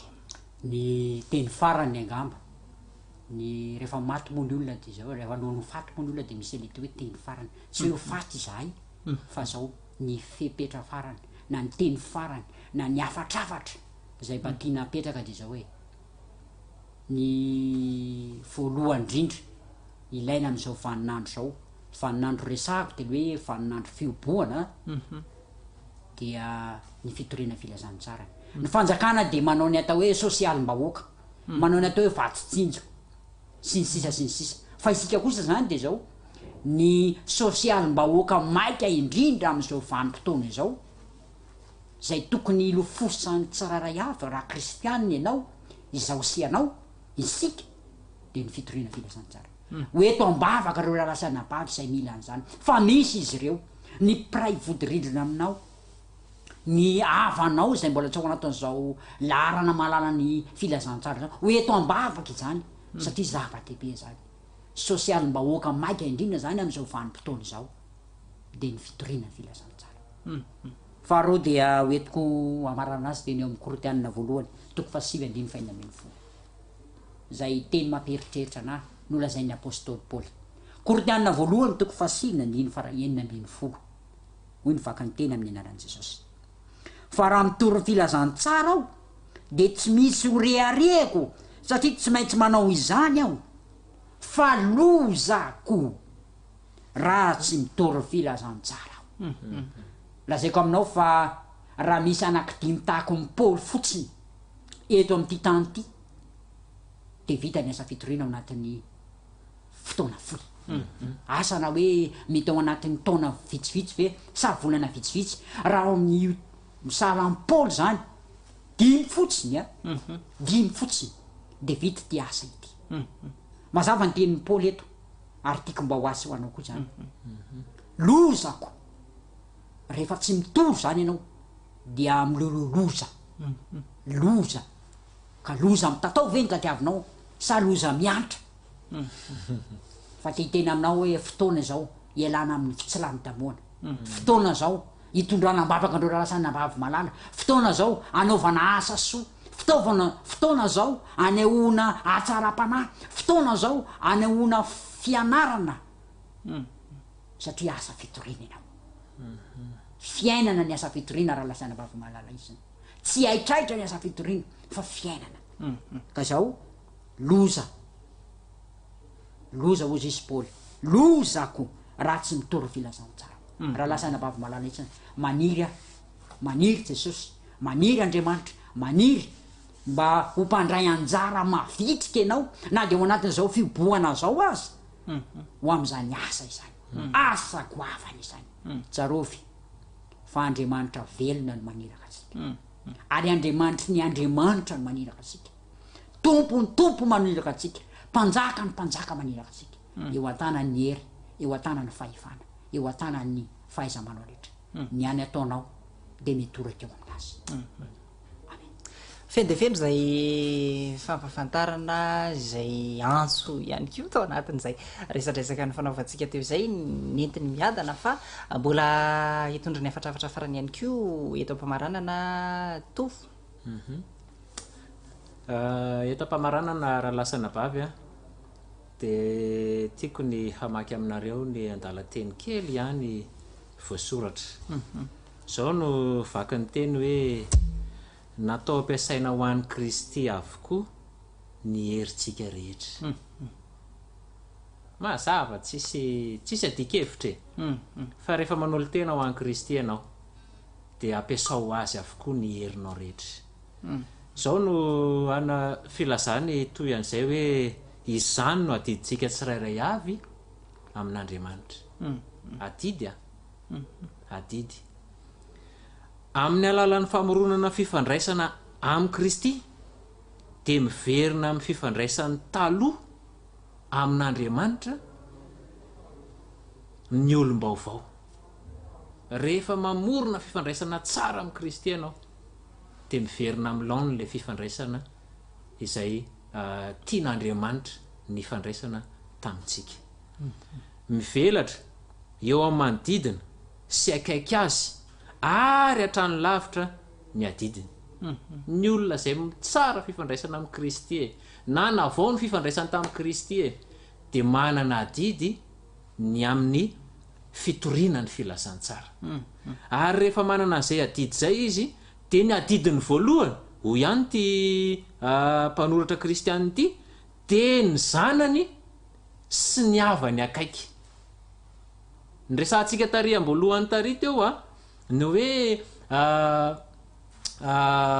ao Jerosalema sy Jodia sy Samaria ary hatramin'ny farany tany de izay mihitsy ho fitianyty andalatsoratra ity manao hoe ny adidiny voalohany de ny zanany sy ny avany akaiky tsy misy fialatsiny azony atao amin'ny fanaovana tsirambonareo akaiky azy indrindra noho ny fivelarany amin'ireo zay any ivelany raha lasana bavy ny asa fitoriana de adidy napetraky ny tompo amin'ny fiangonana izao sy anao nefa zany fiangonana izany ka izao ndao ampiasaitsika ny herintsika rehetra ho an'ny Kristy ary ampiasaitsika amin'ny fitoriana ny filazantsara mirary soa atsika rehetra tompoko ary ao anatin'izao fotoanany fihiboana izao dia momba atsika mandrakariva Andriamanitra azo antoko izany tenin'ny soratra masina izany fa tsy amela atsika ho irery izy ao anatin'izany rehetra zany anefa dia avozy mandrakariva ny fifandraisana amin'ny tompo fa rehefa miavao isan'andro andro manalina izany fifandraisana amin'ny tompo izany a dia tsy avelan'izany tsy ahavokatra isika ary asa izara ny fitiavan'i Kristy a amin'ireny mpiarabelona amintsika ireny a ao amin'ny ankohonantsika ary eo amin'ny mpifanila vodirindrina amintsika mirary fahombiazana ho an'ny olona rehetra isika eto am-pamaranana ary mirary anareo koa mba azoto hitory ny teny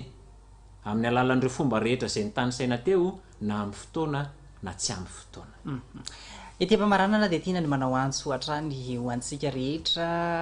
mpitory ny filazantsara tsy tokony hanana isika amin'izao fotoana izao ary ho an'ny tsirairay avy dia amafisana fa tokony hametraka ny dian-tanantsika isika ety amin'izao tontolo izao. Inona no adidy azonao atao ho an'ny ty taranaka izay misy atsika ety sahy mametraka dian-tanana izay ihany koa no namarana tanteraka ny fiarahana taminay telo mirala teto noho izany dia ametraka ny veloma mandra-piona izay kanefa zadolina fa mbola isy hatrany ny tantara izay rahantsika rehefa avy eo miaraka amin'izy telo mianadaha. Raha ohatra ka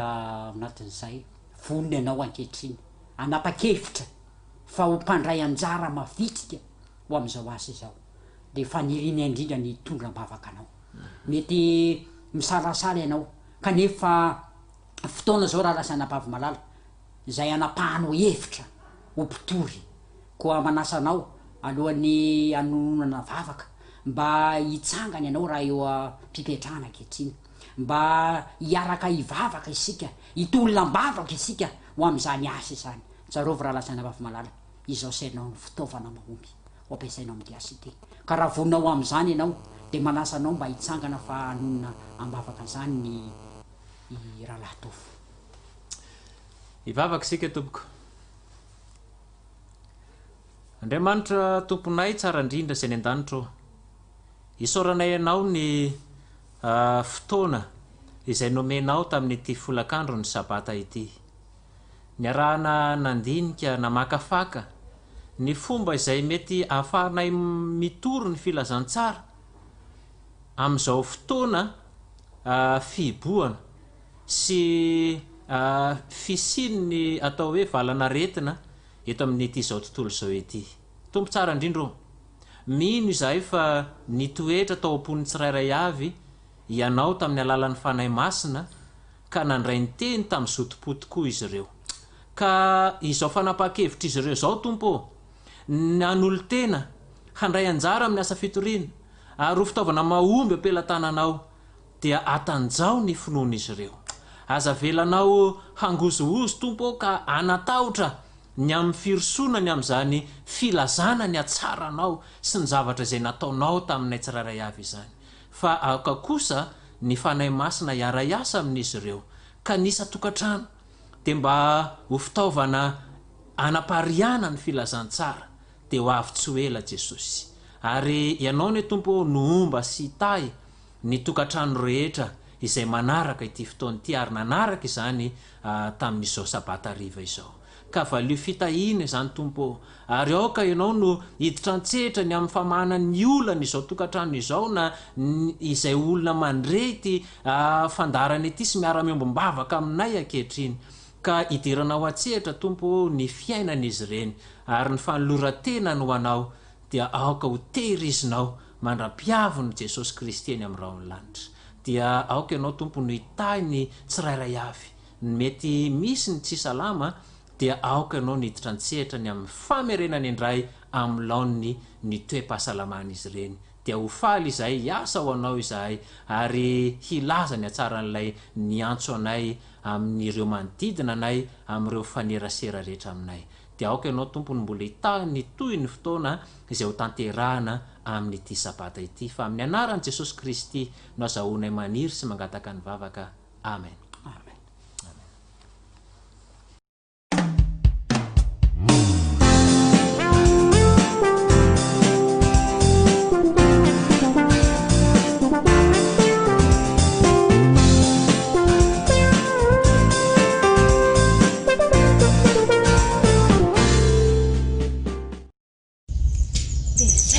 Le tantarany Daniel sy le liona ngôza ye tsy mampatahotra mihitsy Daniel na dia misy loanangeza be azy satria izy a nahatoky an'Andriamanitra nanana an'Andriamanitra izy dia izao raka izy a na dia misy zavatra mampatahotra azonareo zany raha misy mampatahotra aza raha misy manahirana azany a dia rehefa mahatoky an'Andriamanitra dia tsisy atahorana zany a bebe mampatahotra be zao le coronavirus a fa mila vavaka tsara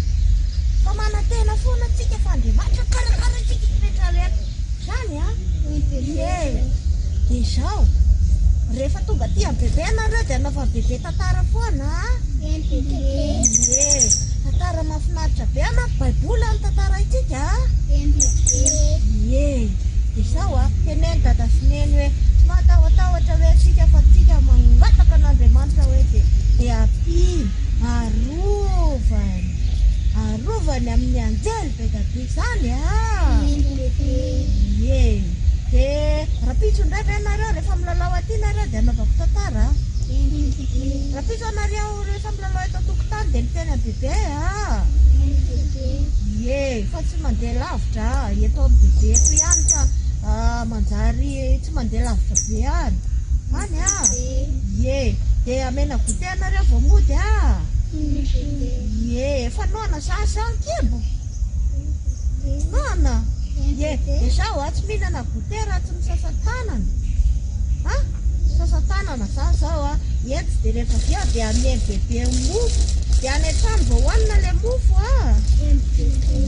ndanary ala amin'ny sasatanana anga atao madio tsara kosehana elaela ny savony elaela ny sasana ny savony fa tsy atao vetivety kely mahafinaritra le ankizy kely ka reny zany ankizy kely ety an-tanàna reny mahafinaritra rehefa dia mampalahelo rehefa dia sahirana le ray aman-dreny fa mamena an'izay sahaza azy eo izy fa izy eo mosy kely ty amena azy hita veraka izy malaky ary ataovy tsara madio tsara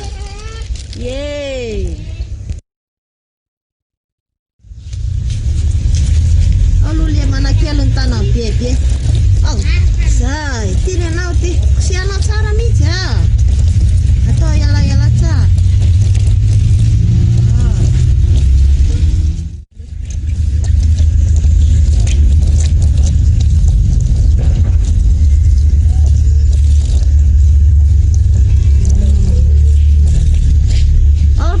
kely ty savony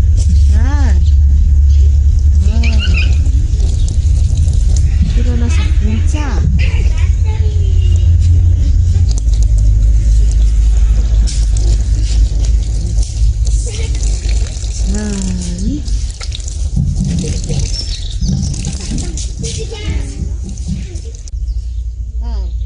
dia tonga dia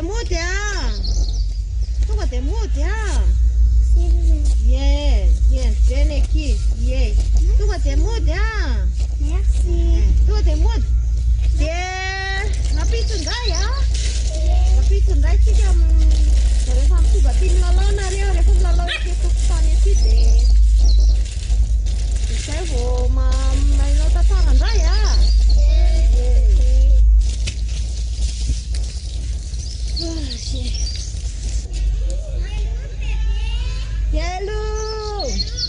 Hello Marakisha. Lalu ambil rah. Mana sana kita nandra.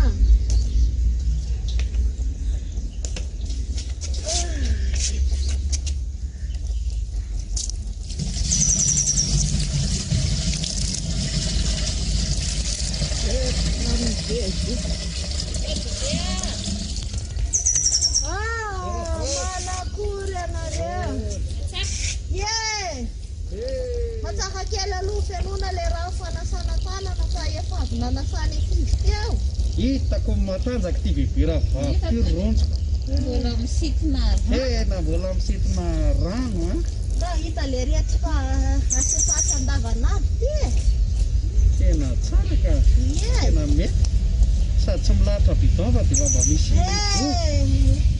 tena tsy vita bebe le milahatra bidon aloha tena tsy vita fa avy nanafatarana teto le kizy eka zay mitsy nahataitra anay teo ty misy ankizy be lehibe voaka tato nahita kizy zay yes taoreny le ankizy eto ihany le ankizy eto tanànanay reny zay hoe fomba andalo amin'ny bebe ravavavy fa misy inonareo ka zany ankizy maninona zany reny bebe ankizy eto tanànanay reny de eto tokotaninay reny lalao ahoana le kely angatiny eto naloha de nikasibosy tanay eto moa de nikasibosy etanao de anaovana foana anaovana foana nikasibosy re zany zao anisan'le ankizy le teo ankizy ao reny inona nataoteo bebe ravavavy fa mahaliana ananinona taty tokoa le ankizy kelinareo reo hitanareo zanako re mba zanaka kely eto tanàna milalao ia fa mba malalaka ny tokotany bebe ty avelako milalao ao izy mbo tsy andehanany any anarabe mety de hitanareo rakizy tsika moa zao ao anatin'le valanareto de mampalahelo le ankizy tena mampalahelo tsy afa mianatra tsy le sakafo zany tena tsy apy de mirenireny fotsiny de anay moa tamin'ny andro fanjanahantany de mba angano ny tantarainy de ny tantarainy bebe angano koa zareo tsary angano ka zany de mbola tantaran'ny baiboly nefa pisy fanantenana sara be reny nge mba le resahantsika tamile mbola nandeha vavaka nareo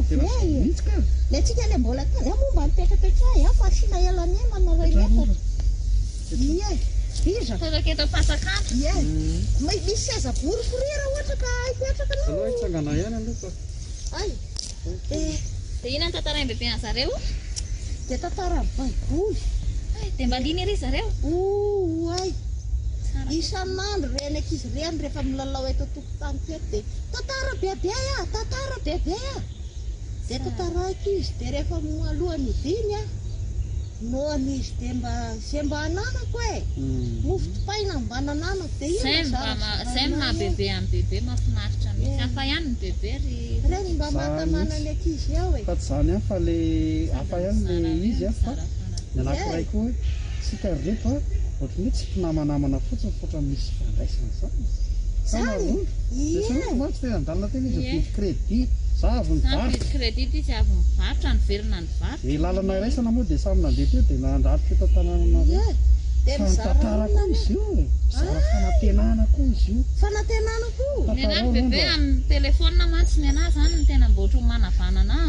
de vidy crédit avy de mandefa SMS de mampiasa an'ity Facebook ty na reny amin'ny internet reny de mandefa afatra amin'olona mizara tenin'Andriamanitra de na misy olona hoe mangataka vavaka de ataoko soratako ny tonom-bavaka ho azy de izy mamaky an'ilay zany de ohatrany hoe mihaino an'le vavaka ataoko fa tena mividy crédit fa tsy maninona fa matsiaro maivamaivana sy mahafinaritra zany rehefa avy mandefa message misy teny fikasana teny fitahina zay moa le tena mahafinaritra anareo tanora reto tena mahay zany teny anazy zay ny ampiasaiko an'ity telefona ty fa zay moa zay afaka mampaherezina amin'ny telefona ny anany ampahereziko amin'ny Facebook sy amin'ny telefona misy ngery bebe tena atsona mihitsy de ndao tsika hiaraka hivavaka de samy mitazona telefona ka hitako manko le kely eo ambadika anay ao milaza hoe way bebe zany ato hoe maty misy nabizia zany tokoa ve eo hitany bebe amin'le Facebook re manko zany misy sary asia de rehefa misy maty de ataon'olona sary labisisy sary maizina ny ataony eo de rehefa mijery an'io Facebook io de maizina daholo ny olona de reny ny ampaherezina amin'ny alalan'le Facebook de mba mividy crédit de zany no ampaherezana vidy crédit zany de misy hoe méga zay anaovana internet mega nanga zany azahoana internet zany bebe de andefasana afatra de mba afaka andefasana sady misy miteny kely ohatra raha ohatra zany atao bebe zany tsara kosa zaniko zany ny anahako ny tsara ataoko fa fanatenana zany zay ny fizarana fanantenana ataoko amin'ity telefôny ity ny any ampiasaiko farina ho zany androdikely lazaina fa nitovy enao zany a le mizara fanantenana mitovy satria bebe zany a mizara fanantenana ho an'ny ankizy mizara fanantenana amin'ny telefôny fa za moa hatramin'izay mivarotako zay miaraka amin'ny kitapo kely mihitsy izy afaka nampiasa ny kitapo kely ty mihitsy satria hitako hoe le olona mividy zany a hitanao mihitsy hoe sahira sahirana zay mihitsy eny le olona raha vidy vary rokonao izy eo amiko ie vary rakonao atsasam-bary zay sisa miaraka kely atsasako fefana ndry de nijery azy ianao amin'io hitanao mihitsy hoe manjotra le olona le client ndry de oza hoe mila fanantenana eny ataoko a sehoko anareo mianaka inona ny mihitsy ataony de amidina very fanantenana zara boky a eo atsena eo oh le zao riatra fanantenana ambadiky ny ampitso zao oh ay tsara de zaraiko diana diany zareo tsy dina rehefa omeko zareo ho fotsiny an'ny ankonana ankehitriny fanantenana ho an'ny ankonana de zany le ohatra kosa mividy eo amin'ny enoy aloha ie za tsy inona tsy afaka iresaka amin'ny elabe ie fa ty boky ty izy hoe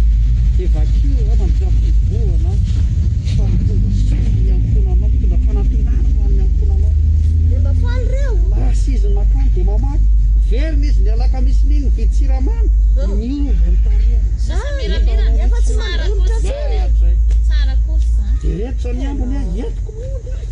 ny antony hitondako azy mody ndray de ty enoy aloha de tena andalany any ka hitako hoe misy olona tokony mbola izarany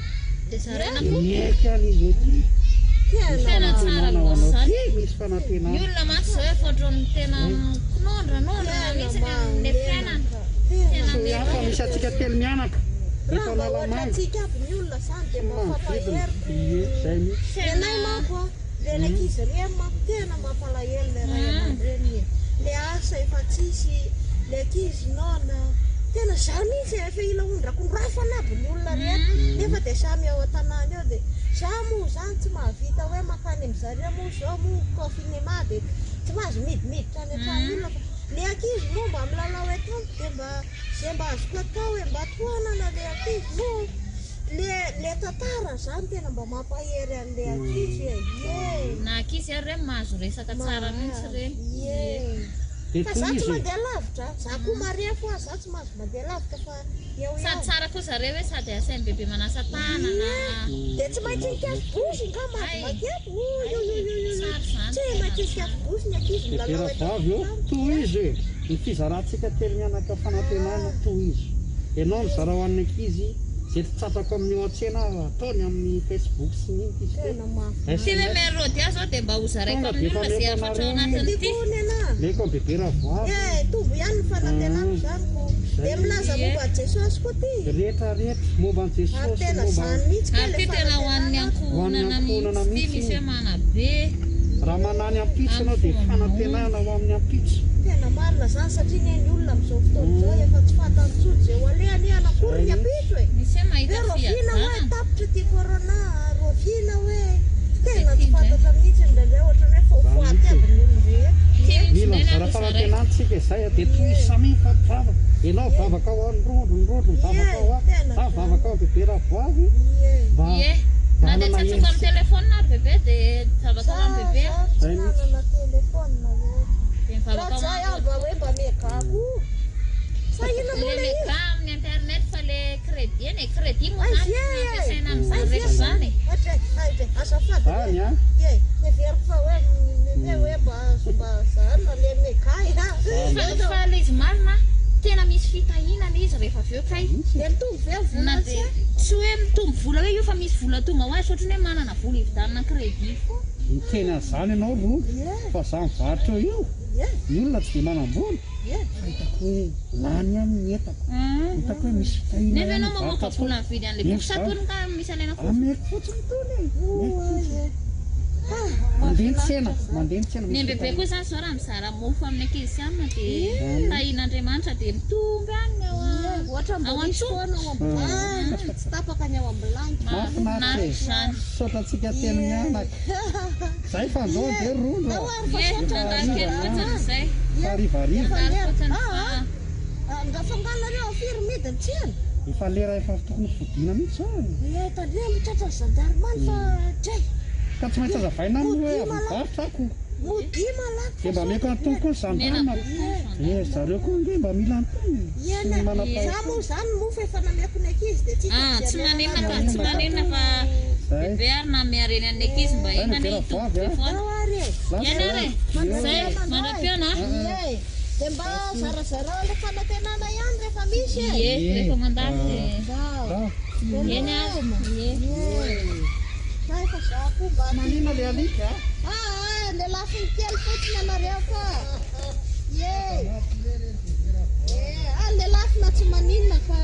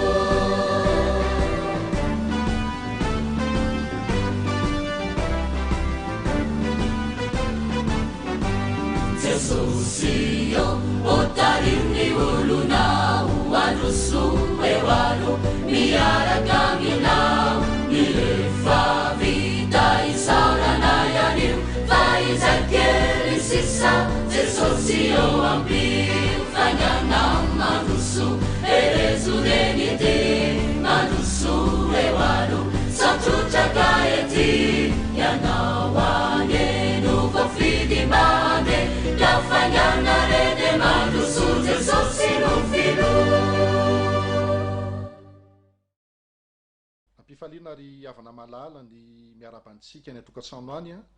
na izay sika manaraka amin'ny onjapeo radio azis na amin'ny alalan'ny Facebook izany. Hitsy am'izao tapany faharoa amin'ny fandarana amin'ity sabata folakanjo ity sika izay sy ny ray aman-dreny pastora Razafiarson Andrea miaraka amintsika amin'izao tapany faharoa izao, ary mbola iresadresaka ny asa fitoriana sy ny tontolony ihany sika amin'ity tapany faharoa ity, ka anomboatsika izao fotoana izao ary dia andeha anaraka irairay sika ary rehefa aveo dia hitozantsika anatin'ny vavaka ny pastora Razafiarson Andrea.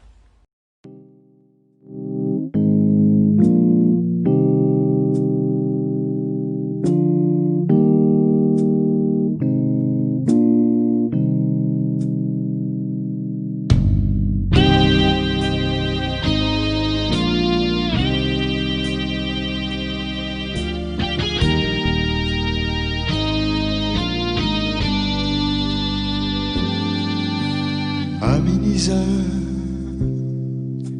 fiaina Liza, tsy laozany re olana nefa anio omety zayana ho atoroko vaolana misy saka zady toko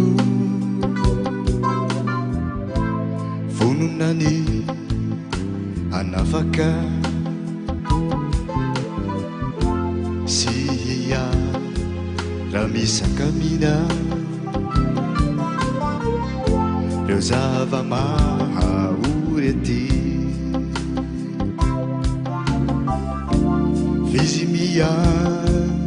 tsoanaore omba eno kambavaly hoe makaresati amikanare zay miasa fatratra sy mavesatretana fa iza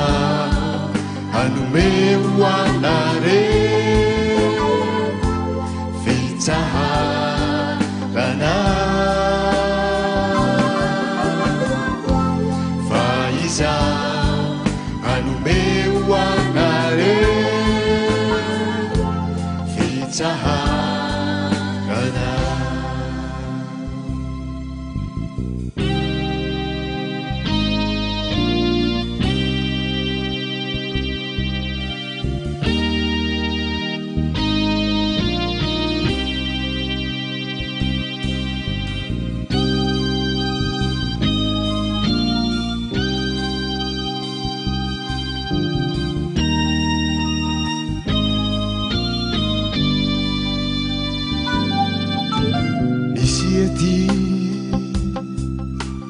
faolana zay mety andalo ihany fizay ato lony hoana de maharitrodori fizay ato lony hoana fahasambarana fizimia tsoanaore omba eno kambavaly hoe makaresati amikanare zay miasa fatratra sy mavesatretana fa iza hanome anare fitsaharana fa iza hanome anare fitsaharana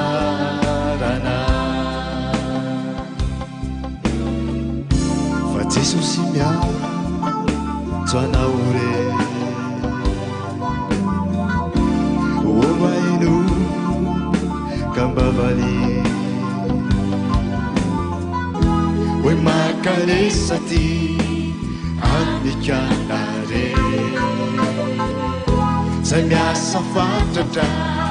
sy mavesatretana fa iza hanome anare fitsaharana fa iza hanome anare fitsaharana fa iza hanome anare fitsaharana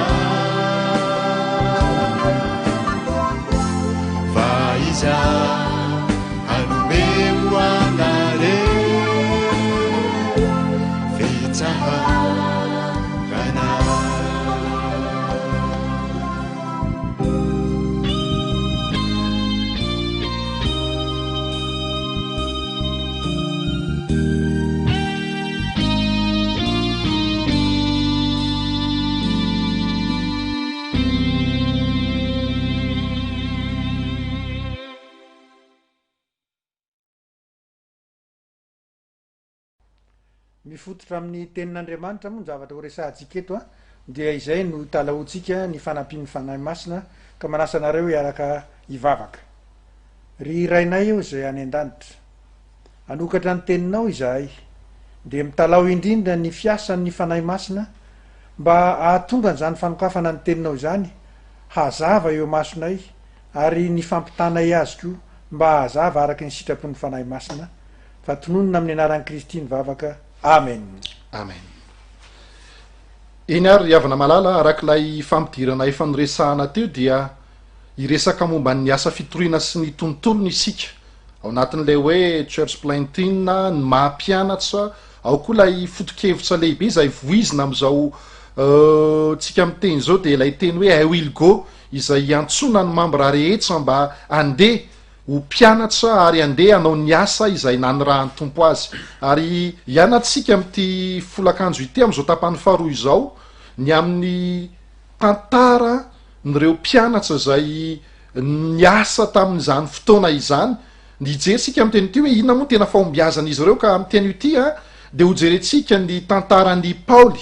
ny fahombiazany Paoly a tamin'izay asa fitoriana satria rehefa miresaka sika hoe asa fitoriana vakilay dia tsy afa-miala am'izay a ny apôstôly Paoly ary ho jerentsika manokana pastora ny ao amin'ny asan'ny apôstôly toko 7:20 sy 5:20 mba hanamafisatsika izay fa alohan'ny zaretra zany alohan'ny anjaisanao fitenenana pastora de andeha ho jerentsika aloha hoe nanao anaty koa moa ny entson'Andriamanitra ny Paoly tsy ho resantsika lavabe satria fa haitsika izay ary efa nianaratsika tany aloha tany ny fomba ny entson'Andriamanitra ny Paoly a fa ny tena nataitsa nanaitsa ny masoko pastora rehefa namaky ity fomba ny entson'Andriamanitra ny Paoly ty a dia ao amin'ilay 9:40 amin'ny toko 7 amin'ny asan'ny apôstôly ny 9:15 efa haitsika tsy injery lay Andriamanitra ny teny hoe fanaka voafidy i Paoly fitonjana ny anarako eo anaty anjentilisa sy ny mpanjaka ary ny zanak'Israely iny efa haitsika nefa mazava amintsika iny fa ilay tapany faharoa eo lay amin'ny 9:40 no nanaitra ny masoko rehefa namaky ty andiny ty a zao lay 9:40 aminaran'i Jesosy manao hoe fa asehoko azy ny abetsahany zay tsy maintsy aretany ho voninaitsy ny anarako aika izany ry havana malala pastora mbola vo irahany Paoly de efa nyteny Andriamanitra fa tsy maintsy misy zavatra iaretany amin'ny iraka mpanaovina azy ary miteny ny baiboly miteny mihitsy ny tenin'Andriamanitra hoe ny abetsahany ary hitatsika tamin'ny tantaran'ny Paoly rehefa nirahany izy eo amin'ny amin'ny andiny manaraka eo ambany eo fa rehefa nanatanteraka ny asany voalohany Paoly a de efa niseja sahady fanenjehana sy fandavana ao amin'io toko 7 ihany a ao amin'ny andininy 9:20 dia hitatsika fa rehefa nahita ny Paoly ny mpianatra de natahotra ary niala ny sitasitaka satria mbola lay image ny Paoly de mpanenjika mantsy no niraikisara anatin'ny sain'izy ireo de mbola nisy tahotra zany hoe tamin'ny asan'ny Paoly zany vo nanomboka mihitsy ny asan'ny Paoly apôstôly a de efa nisy fandavana nahazo azy kanefa ny zavatra nafinaritra de izao na de teo aza ireny fandavana nahazo azy ireny tamin'ny fetomboan'ny asa missionnaire zay nataony dia tsy nampimitsy zany fa vo mainka aza nanosika azy misimisy kokoa anatanteraka ny anjaikitra izay nakinina taminy amin'ny 2:20 amin'ny toko 7 pasteur de mafinaritra lay tapany voalohany eo zao mivaky ny teny eo aminaran'i Jesosy manao hoe ary Saoly maika ny ahery vo maika ny tombo hery izy arakaraky ny nandavana azy zany arakaraky ny nanenjehana amin'ny Paoly a no vo maika nampitombo hery no vo maika nampitombo ny etaetany a izara ny filazantsara tamin'ny olombelona rehetrarehetra araky ny iraka izay nampanaovina azy ary hitatsika izany amin'ny asa rehetra nataon'ny Paoly nataiza toerana nandehanan'ny Paoly a de hita foana pastora izay hoe fandavana fanaratsiana ary efa imbetsaka mihitsy ny apôstôly Paoly nahazo fanjahoana ho faty fitenenan-dratsy mo tsy resahana intsony fa tamin'ny toerana rehetra zay nandehanany a nitoriany filazantsara dia hita foana zany rehetrarehetra zany ary andeka eo jerentsika ny toko 7:20 hoe amin'ny teny ty mantsy de ifantoka kokoa amin'ny toko fahavalo ambe folo io isika de ao amin'ny toko fahavalo ambe folo io a rehefa nanao asa tamin'ny toerana iray Paoly de mbola tsatsan'izay ihany koa toko fahavalo ambe folo a andininy fahenina de zao vaky ny teny eo manao hoe naran Jesosy ary no nanohitra sy ny teniny ratsy ireo dia nanopakopa-damba izy ka nanao taminy hoe aoka hoe aondohanareo ny rahanareo afaka ao ary am'izao sisa izao dia ankany amin'ny tsentilisa ao hitatsika tam'izany fa teto ohatsy dia ny teny ratsy sy ny toerina i Paoly kanefa dia tsy nakivy azy zany amin'ny andininy fahasivy amin'ny toko sy andininy toko fahavalo ambe folo io any dia hoy izy manao hoe ary ny tompo ny teny tamin'ny Paoly tamin'ny fahitana noho ny alina ka nanao hoe aza matahotra fa mitenena ihany fa aza makina tary amin'ny toko fahasivy izy de nyteny manao hoe voamaika ny ahery Paoly na de teo ary ny fanenjehana de eton'izay na de teo ary ny fitenenanjaty sy ny fanoerana nahazo amin'ny Paoly dia nampaherezin'Andriamanitra izy hoe aza matahotra ry avana malala amin'ity asa fitoriana zay niantson'Andriamanitra atsika ity de efa mampiomana antsika sady koa ny tenin'Andriamanitra fa tsy maintsy isy fanoerana izay azo atsika mety isy fitenenanjatsy fandavana fanaratsiana fanenjehana ary mety misy fanjaonana ho faty mihitsy azy anatin'izany kanefa ity ampiandohana de efa mampahery anao aho fa Andriamanitra ifoana noho izany ninona mitsangy de andehanao tahaka ny Paoly sika anana fahasahina matanjaka ary andeha tsy ataotsika mampemitra atsika ny fanoerana sy ny fitenenanjatsy sy ny fanenjehana zay mazo atsika amin'ny fanaovana zao asa izao andeha omeko anao pasteur amin'ny fitenenana inona ny azotsika lazaina amin'io asan'ny apôstôly toko fahavalo ambe folo io saotra pasteur manamafy ny fiarabana atsika rehetra mpanaraka an'izao fandaharana izao mitoizatsika le resaka teo hoe i Paoly zany zao no nisedra ny zavatsarotra rehetra ary le fijoroany a dia lesona ho atsika aty aoriana kanefa rehefa toizana ny tantara na eo ary zany zavatra zany izy zany ohatra ny karazany mpelolalana mpamakilay raha ohatra zay ny voambolona mahafinaritra atsika de ndao io vakitsika ny andiny ny fahavalo ambe folo e hoy izy ary Paoly mbola nitoetra teo andro maromaro ihany ary rehefa nanao veloman'ny rahalahy izy a de niondrana tsambo nankany Syria ary Priscilla sy Aquila niaraka tamin'ny ko misy zavatra tiako asongadina kely am'ty fomba fiasan'ny apôstôly Paoly ity na eo aza le fanoerana tsy mainky izy ny andao an'le toerana fa mbola nitoetra andro maromaro ihany misy fandaram-potoana zany tao amin'ny taona zay napetrany ary inona fa nisy fionana tamin'ireo rahalahy de rehefa afapo izy tamin'izao fionana zao nisy afatrafatra napetrany zany tamin'ireo rahalahy de zay izy vo nandao azy tokony ohatran'izany ataotsika amin'ny fotoana rehetra zay anaovantsika famakina lay ka isokafa ny tenin'Andriamanitra eo amin'ny tanàna anankiray no amin'ny toerana anankiray no amin'ny vondron'olona anankiray de tokony ho afapotsika hoe ataovy zay fara fialanenina amin'ny odianao io de apetra ao daholo ny toromarika rehetrarehetra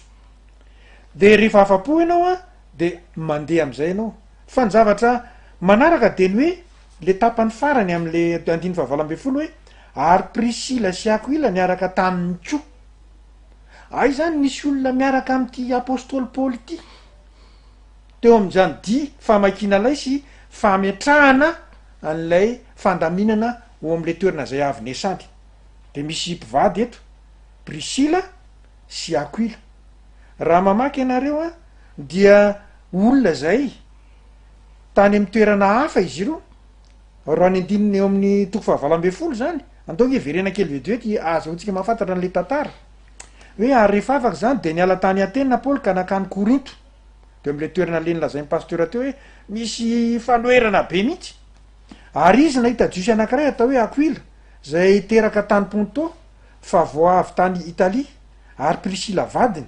fa Claudio efa nandidiny jiosy rehetra hiala tany Roma de nakeo amin'izy mivady Paoly zay zany ny feonan'ny Paoly tamin'izy ity ary satria ny ray raharaha tamin'izy de nitoetra tao aminy ka niasa fa ny nanao laya ny raharahany hitatsika le hoe mivahiny izy a de misy fitovizana tadin-dokanga satria mpanao lay zany zao na ry paoly na ry Aquila sy ry Priscilla de miaraka manao le raharaha de misy zany fomba ifampijerena hoe manahoana ny ataony ty paoly ty manahoana ny ataony Priscilla sy Aquila de misy fifanondrona hevitra zany am'izay fotoan'izay de rehefa tonga ato tompo paoly eo amin'ny 19 rehefa nifindra toerana izy zany zao nakany Syria de iny ko Priscilla sy Aquila miaraka taminy ary eo no ahitantsika hoe nanaradian'lay filohana mpamaky lay zany le azotsika lazaina hoe raha ohatra mety mihoatra kely ny teniko alefao le hoe andrarezina eo amin'ny fanaovana asa fitoriana zany paoly de misy miaraka aminy eo asa ataontsika hoe mpianadrarave fa mijery ny le traikefa mba azahoana manatevina neniny tena de Aquila sy Priscilla zany zao no nandeha tamin'izany ary zay zavatra izay dia misy tokony ho arahantsika ny zavatra fanaontsika matsindrainay de misy lesoka kely hoe rehefa mamakilay tsika de ny hafanampo eo am'le fanomboana entina dolidolo ny traikefa rehetrarehetra eo de atotony eo daholo le izy de rehefa mba mieritreritra ny tena hoe io fa tafatsangana misy aniny eto misy batisa ery misy alam'zao ery de le fiangonana nefa mbola tsy sara orina akory de zisika hoe fa mety zay any manaraka andray de lasitsika mandeha etotsika zany de mahita hoe misy fomba fiasa tokony ho averintsika amafisitsika am'izao fotoana zao satria tena mahomby zany de ndao ngetrizatsika ny 17 ary tonga tany Efesosy izy ka nanao azy nandao azy mivady teo paoly ka lasa niditra atao amin'ny sinagoga ka ny ady hevitra tamin'ny jiosy jereo tsara nge le hoe nanaraka azy zany Priscilla sy Aquila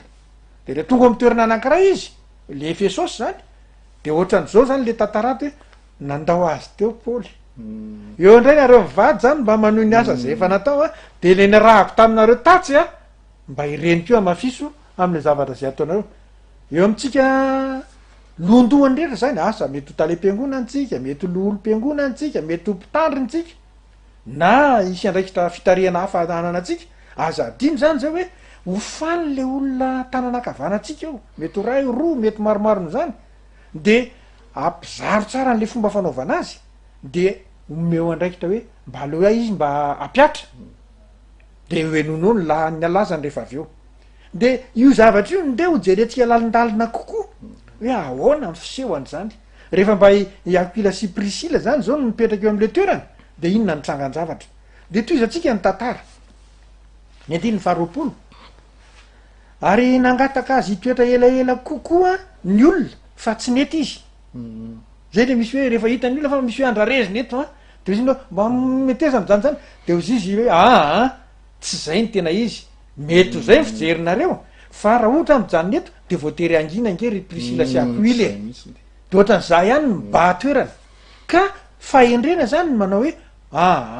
aleo ndray mba hodimbiasany zao toizan'lay reto efa nofanitro reto de lasa izy de nanao velomasika nanao hoe mbola iverina ankaty aminareo indray aho raha sitrapon'Andriamanitra eo zany le misy hoe aza matahotra ianareo fa tsy zao kory ny farafeonatsika fa ireo aloha fa misy solo-tenako de mba miraha miasa aminy de misy trangan-javatra hoe lasy paoly zany de nitantarany 12 sy 13 moa de lasa nandeha paoly fa rehefa nitantaranyty Priscilla sy Aquila ty ao amin'ny 14 de misy an'izao zavatra zao zay asongaditsika eto ary tonga tany Efesosy zay mariana ny misy jiosy anankiray atao hoe Apolosy zay teraka tany Alexandrie tany Egypta zany lehilahy nahinan-dahateny sady nahery tamin'ny soratra masina eto zany tsika de mahita hoe misy an'izany Apolosy zany ondry ahoana ny filazan'ny soratra masina azy nahinan-dahateny asa mety rehefa mitsangany zany zao zany tena andrarezina koa io mifandarana sy mifamelabelarana de sady nahery tamin'ny soratra masina mahay an'le soratra masina ihany ko zany ty de toizany izany lehilahy zany efa nampianarina ny lalan'ny tompo raha ohatra hoe raha isitsika mitenitsika tsotra am'izao fotoana zao de hoe le fotom-pinoana zay ilaina am'mpanaradian'i Kristy mampianatra de efa nampianarina an'zany zany ty i Apolosy ity de nafehany zany tsara izy de nytoiny rehefa mahafehy zay ho ianao de ozy izy hoe ary nafana fo izy a de nyteny sy nampianatra marimarina ny amy jesosy tsy piatsika eto hoe le apôlosy zany zao rehefa nahazo an'le fampianarana fototra de nanaraka an'reny zavatra eny de tsy nitazominy ho azy rery fa le hafanam-pony rehatra atao aminy nanosika azy andeha izara ihany ko de tsy ny ambamby izy nyteny manao famelabelarana mampianatra ary ny votoatiny de zao jesosy nyteneniny ato eo tsika de mila mitandrina tsara hoe rehefa mba mafana fo moa tsika no asa vitrona ina mba tena mba tenenitsika any amin'ny olona any ina zavatra ataotsika any amin'ny olona any milaza inony tsika de toizana ny tantara nytapany farany hoe izy mafana fo sy mampianatra io kanefa ny batisany jauna ihany ny fantany itsika rehetra mahafantara tsara fa ny tsika de nandalo tam'izany batisany jauna zany ary fototra zany zay hoe tena tsy maintsy atao zany zay ke rehefa anaradian'ny kristy anao ka eto zay mpa mitady anaradian'ny kristy rehetra mandalova kely am'le hoe batisany jauna aloha de io anefa tsy ampy satria le soratra ato manao hoe kanefa ny batisany jauna ihany tsy mahafa-po zany raha ato amy tenin'andriamanitra zany nahavitana batisa tahaka nanaovana batisany jesosy araky ny batisany jauna de zao nytoy an'le tantara ary ny andiny fahina am'roapolo ary izy ny teny tamin'ny fahasahina teo amy sinagoga de rehefa le batisany jauna fantany le fotom-pinoana nampianarana azy de natonga azy anana fahasahina be ka natramin'ny toeram-pianarana fivoren'ny mpandinika soratra masina ara zay atao hoe sinagoga de tonga tao izy de mampianatra ao izy ary rehefa nandre azy prisila sy aquila eto zany de misy hoe prisila sy aquila ay tao am'le fivoriana de mandreany apôlosy manao fampianarana de zao no nataony de nandray azy akao aminy ka nampianatra azy marimarina kokoa ny amin'ny lalan'andriamanitra misy zavatra zay janonantsika kely vetivety eto io mambra mafana fo atao hoe apôlosy io zany zao nandalo ny dingana rehetrarehetra ny hoe fotom-pinoana natao batisa amy batisany jauna de nanana ny hafanam-po rehetrarehetra de navela iteny fa reo zokony zay nanana fanandramana kokoa niaraka tamy paoly de natsikaritra ohatra misy zavatra tsy ampy iny zany zavatra ato am'ty mambra mafana fo ty zany de zao nataony ndao mba miantrano any aminay kely anao ry apôlosy ampiantranoany zany apôlosy de tany amin'ny tokantrano ny zay mipetrahany prisila sy aquila de inona zavatra nataony prisila sy aquila de nandray azy akao aminy ka nampianatra azy marimarina koa misy fahamarinana zay efa nomena an'le mpianatra fa mbola misy netiny aquila sy prisila marimarina koa ny amin'ny mikasika any amin'inona izy izy ny amin'ny lalan'andriamanitra ianareo zay manaraka an'izao fandaharana zao de ilaina daholo ny fanarahana ny dingana nataon'ny apôlosy kanefa misy ihany kio zany zao ho atsika mpitarika mila mijery tsara satria i apôlosy zany rehefa nampianarina ka nomena fany aneo mazava mihitsy ny hafanam-pony de tsy karitra hoe misy zavatra tsy ampy ao amin'izy ty de izay zavatra zany natonga ny prisila sy aquila iantso azy hoe andao aloha de rehefa tonga tany an-trano de naseho azy hoe misy ohatran'izao any atao amin'ny lalan'andriamanitra ato hoe andeha nge zany nareo anaovako tantara kely anankiray ty ony ka iza zany zao no mampianatra olona manana ny hafanam-po rehetrarehetra de mety misy maromaro ianareo mitovy amiko am'izay hafanam-po zay nampianarina ny fotom-pinoana rehetrarehetra de mahay am'zany de rehefa mba aprisiana an'le hoe anaovana antso mandehanany am'izao tontolo zao anao ataovy mpianatra amy firenena rehetra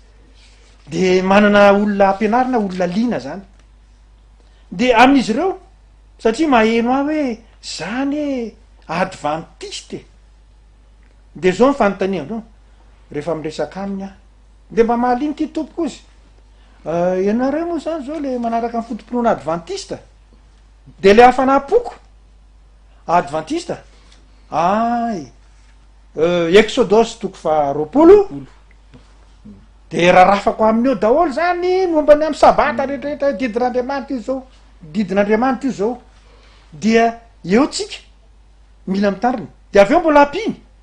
ianareo moa zany zao le tsy mihinan-kisoa de avy atrany de visa aiko zay voafehako zay ao amin'ny Leviticus de avadibaditry ny soratra masina Leviticus to faraky ambe folo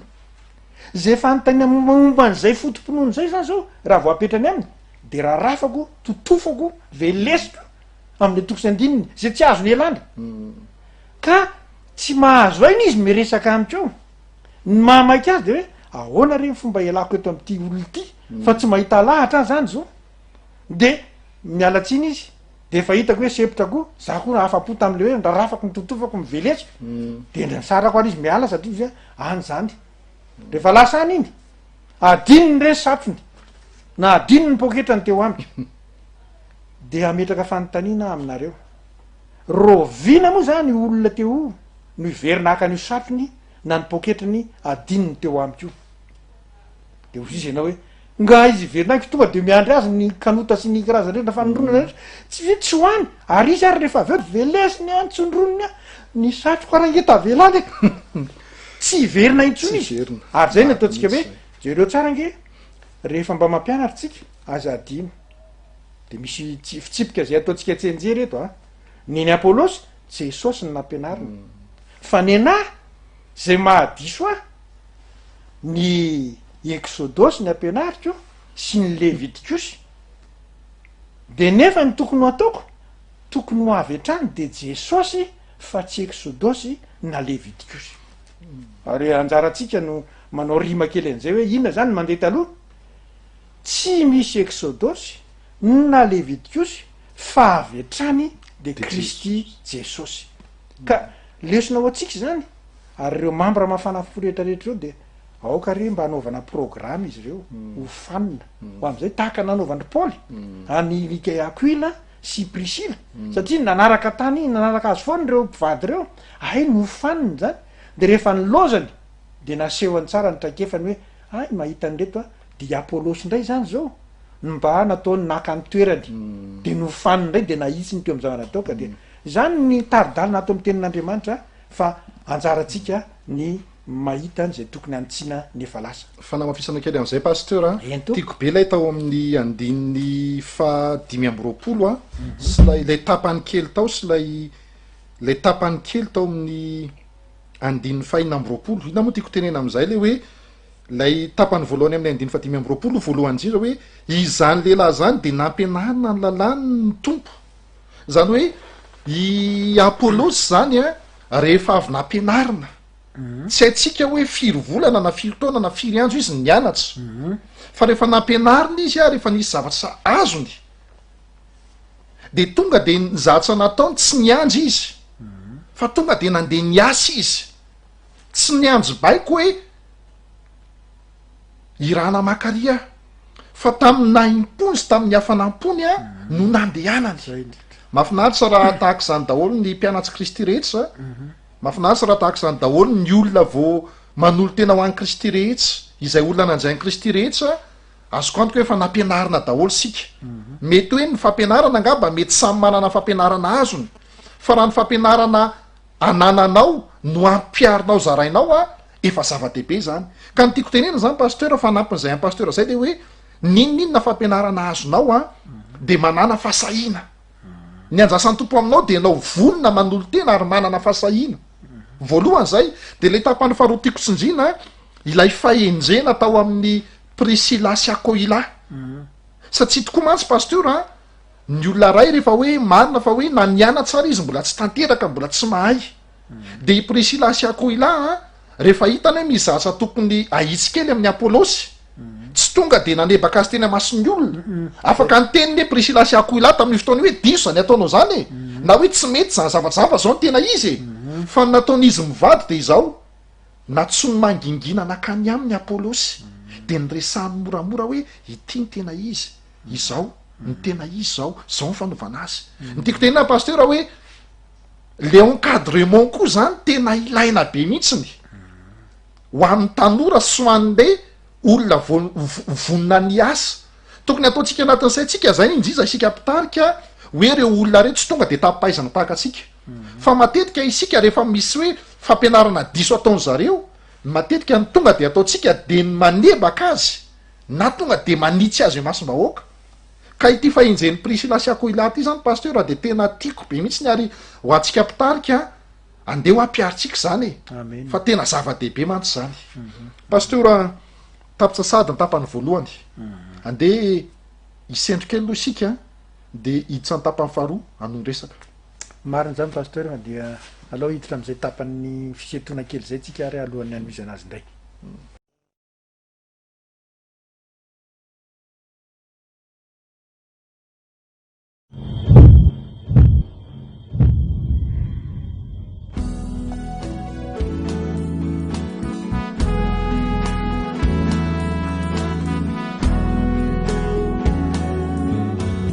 andeha fa tsy tamana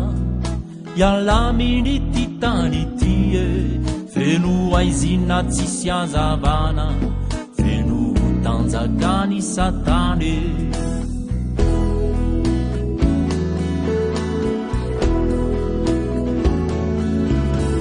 fafandalovana eto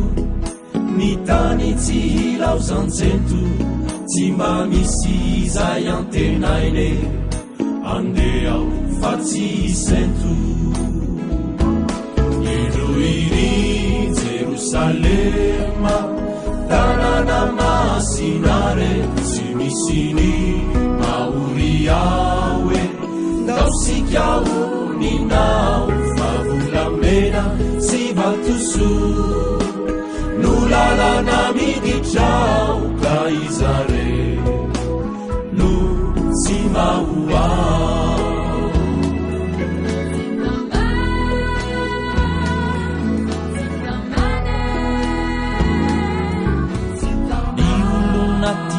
tena ty vola sy ty arena atrany ny fony andeha ao jijano nintsony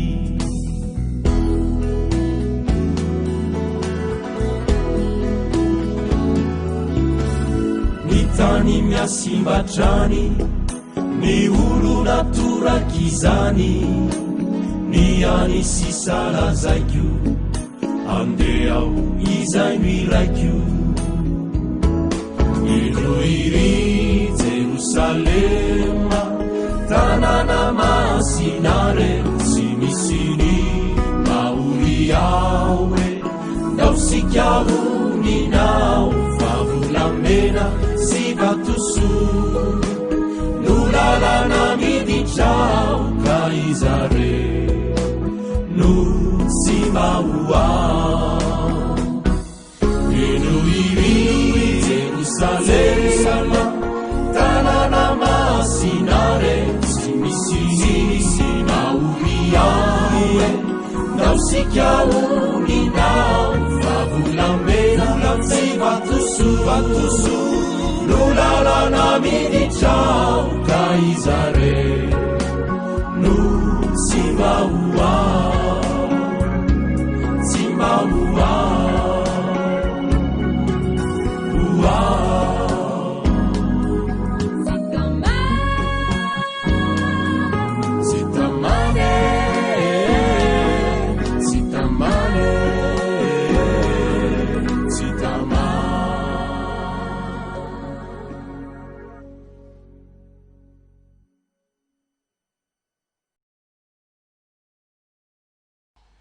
ny azo resana ihany koa pasteurany am'ty asan'ny apôstôly toko fa 7 ity hitsakely amin'ny asan'ny apôstôly toko fa 7 isika akoatsan'izay nyresantsika tam'izay tapany voalohany zay de ny tsy ambarantelo ny Paoly ihany koa ny amin'ny fahombiazan'ny asany rehefa miresaky sika ny fiangonana izay tena ny asan'ny Paoly dia voaresaka foana ny fiangonan'ny Korinto sy ny fiangonan'ny Efesosy reo zany tena nanananina izy azy reo fiangonan'ireo fa inona moa na tonga ny fiangonan'ny Efesosy rehefa mijery sika ny any amin'ny apokalipsy rehefa mijery miresaka ny fiangonana fito de fiangonan'ny Efesosy no voalohany ao ary fiangonan'ny Efesosy io de nalaza ny amin'ny fitiavana voalohany ary nafana fo fa inona moa tena tsy ambaratelon'izay ary ny fiangonan'ny Korinto koa moa de tahaka izany ihany koa ao amin'ny asan'ny apôstôly de izao no voalazany ao rehefa nanao vakilay tao a Korinto i Paoly voalohany indrindra aloha de izao no teny ao minaran'i Jesosy manao hoe ary izy nitoetra teo herintaona senimbolana ka nampianatra ny tenin'Andriamanitra teo aminy. Zany hoe i Paoly zany rehefa de nanao asa tao foana ary nataony Paoly tao a de voalaza koa fa nampianatra ny tenin'Andriamanitra ary azoko antoka fa tsy nampianatra irery nataony tao fa nanofana ary nanomana ny andimby azy rehefa hiala eo amin'ny toerana io izy. Ary mahagaga pastora teo Efesosy koa zay anisan'ny fiangonana nanana izy azy tamin'ny taonjato voalohany tamin'ny bokin'ny asan'ny apôstôly de mitovitovy tahaka izay ihany koa ny fomba fiasan'ny Paoly ao amin'ny asan'ny apôstôly toko fa 9:10 zay misy an'izay zao mivaky ny teny aminaran'i Jesosy manao hoe ary naharitra roa taona angarangidina izany ka dia nanjeny tenin'ny tompo izay rehetra nonona tao azy na jiosy na tsentilisa. Zany hoe roa taona angarangidina no nijanonan'ny Paoly nampianatra sy nampiofana tao Efesosy. Ina moa tena tenena pastorany amin'izay hoe firesahana an'izay fananjamana tany Korinto sy tao Efesosy zay. Araka ny teniko teo heritaona sy tapany i Paoly nijanona tao Korinto nanohy ny asa tao ary roa taona angarangidina ao amin'ny toko 20 ary moa izy de miteny hoe telo taona nijanonan'ny Paoly tao Efesosy. Dikan'izany de tsosa ihany hoe raha tiatsika ny ahita fahombiazana amin'ny asa fitoriana ry havana malala amin'ny asa zay nanirahana antsika izay niantsona antsika dia mila manana faharetana sy fiaretantsika ao anatin'izany. Fomba tsika mantsy rehefa manao asa fitoriana manao vakilay ohatra herinandro tapabolana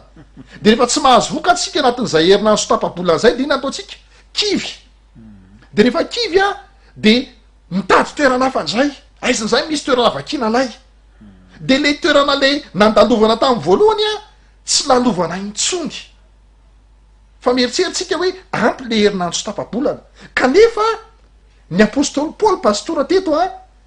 heritaona sy tapany ary tarinan'le heritaona sy tapany de mbola nijanona herinandro andro maromaro teo ihany izy le tao Korinto io de le tao Efesosy roa taona telo taona nanaovany asa tao ary nivokana hitatsika tsara fa ny fiangonana Efesosy anisan'ny fiangonana mafiorina tamin'izany fotoana zany na de teo azy ny fanenjehana. Ny tena resahana amintsika zany de zao hoe amin'ty asa ty izay niantson'Andriamanitra atsika mila faharetana sy mila fiaretana le izy, mila fanohizana koa lay izy. Ny asa zay natombotsika zany na ny asa tamina tokatrano anankiray ianao na ny asa tamina toerana anankiray rehefa natomboko ao le asa de tohizo ninona olana resantsika ny defi ny andry any Paoly ny fanenjehana sy ny sisa nahazo azy fa na de eo azy zany rehetra zany de manana determination anohy ny asa trany ninona mitsanga. Ary ao an'izay fanohizana ny asa zay pastora inona ihany koa ny azo resahana satria misy teboka anankiray lehibe koa mbola tsara resahana am'izay hoe fanohizana ny asa zay. Misaotra pasteur zay fanohizana ny asa zay dia andeha ihany ho jerentsika zavatra raketin'ny tenin'Andriamanitra satria Paoly io zany rehefa manao zavatra de tsy mba mandeha irery zany mihitsy izy fa misy namany foana roa na telo ndray mihoatra noho izany ary nisy namany akoatran'le Priscilla sy Aquila nresantsika teo zao de ndeo nge sokafatsika indray ny tenin'Andriamanitra ao amin'ny ny epistily ho an'ny Timoty ny taratasy ndray eo misy zavatra resahany le fitarihany hoe ao amin'ny 9 zany sy ny faharoa manao hoe Paoly apôstôliny Jesosy Kristy Jesosy araky ny didin'Andriamanitra mpamonjy atsika sy Kristy Jesosy fanatenantsika mamangy any Timoty tena zanako amin'ny finoana fahasoavana fanorampo fiadanana avy amin'Andriamanitra ray sinina de ny 7 milaza amitsika ny tapany voalohany manao hoe tony nangatahako anao hitoetra any Efesosy ay rehefa any am'le toerana zay nresahan'ny pasteur teo tsika hoe nilalovany ny apôstôly Paoly nanaovany asa fitoriana nisy fanoherana mafy de zao tsy nilozany teo fotsiny lizy zavatra nataony hoe toy ny nangatahako anao hitoetra ny Efesosy tena tendrena mihitsy zany olona io ianao zany eto ny toeram-piasanao fanendrena mihitsy zany avy amin'ny apôstôly paoly de inany ataony mba andidianao ny sasany misy filamatra be dehibe zany nampianarin'ny apôstôly paoly hoe zao ka tandrefa misy karazana olona ohatran'zao ty de izy hoe mba andidinao ny sasany tsy anao fampianarana hafahafa le hafanampo mantsy raha tadidinareo teo i apôlosy nanana hafanampo be izy ary malala ny lalan'ny tompo mihitsy izy satria nampianarina an'zany fa saingy misy zavatra tsy ananany kely eo de iny ny tetenina tsy pepona zany araky ny tenin'ny pasteur teo le hoe tandremo so velivelesina eny ambadibatiny eny amason'olona izy fa laivo mankina taka nataon'ny paoly tamin'ny taka nataon'ny Aquila sy Priscilla tamin'ny apôlosy de eto koa zany efa azo antoka fa nafindran'ny apôstôly paoly tamin'ny Timoty le fomba de miteny izy manao hoe mba andidinao ny sasany tsy anao fampianarana hafahafa na hitandrina ny anganongano sy ny tantara-piren'zany fihetsiky ny olona zany zay misakana ny tena fahamarina satria manjary lovatsofina de i olona napetraky ny apôstôly paoly io zay Timoty zany de namendran'zany andraiky zany hoe zany anjaranao zany de tsy mianana tam'izay tsy raha ny ohatra fa misy anakiray faharoa raha isika ato amin'ny bokyny Titosy ny atoko voalohany andininy fahadimy de jereo nareo le fandaminana izao ny namelako anao tany Kreta ay zany paoly zany mitety tany de misy mpanaradia azy eo de izy rehefa mandao an'io toerana io tsy miahaka ao fotsiny le zavatra ondry le sy le lina zay azo tamin'ny fahamarinana fa nasiny mpiambina nasiny mpiandry de eto izy manao hoe izao ny namelako anao ianao mihitsy zany napetrako tany Kreta dia ny andambinanao zay mbola tsy tanteraka satria ny diako ane tsy tonga lafatra misy zavatra be dehibe tsy vitako ao mety 2 taona 3 taona ny eo ngamo zay ampy ametrahana fototra tena be dehibe fa le aingana fotsiny ny eo ka zao ianao ndray napetraka eo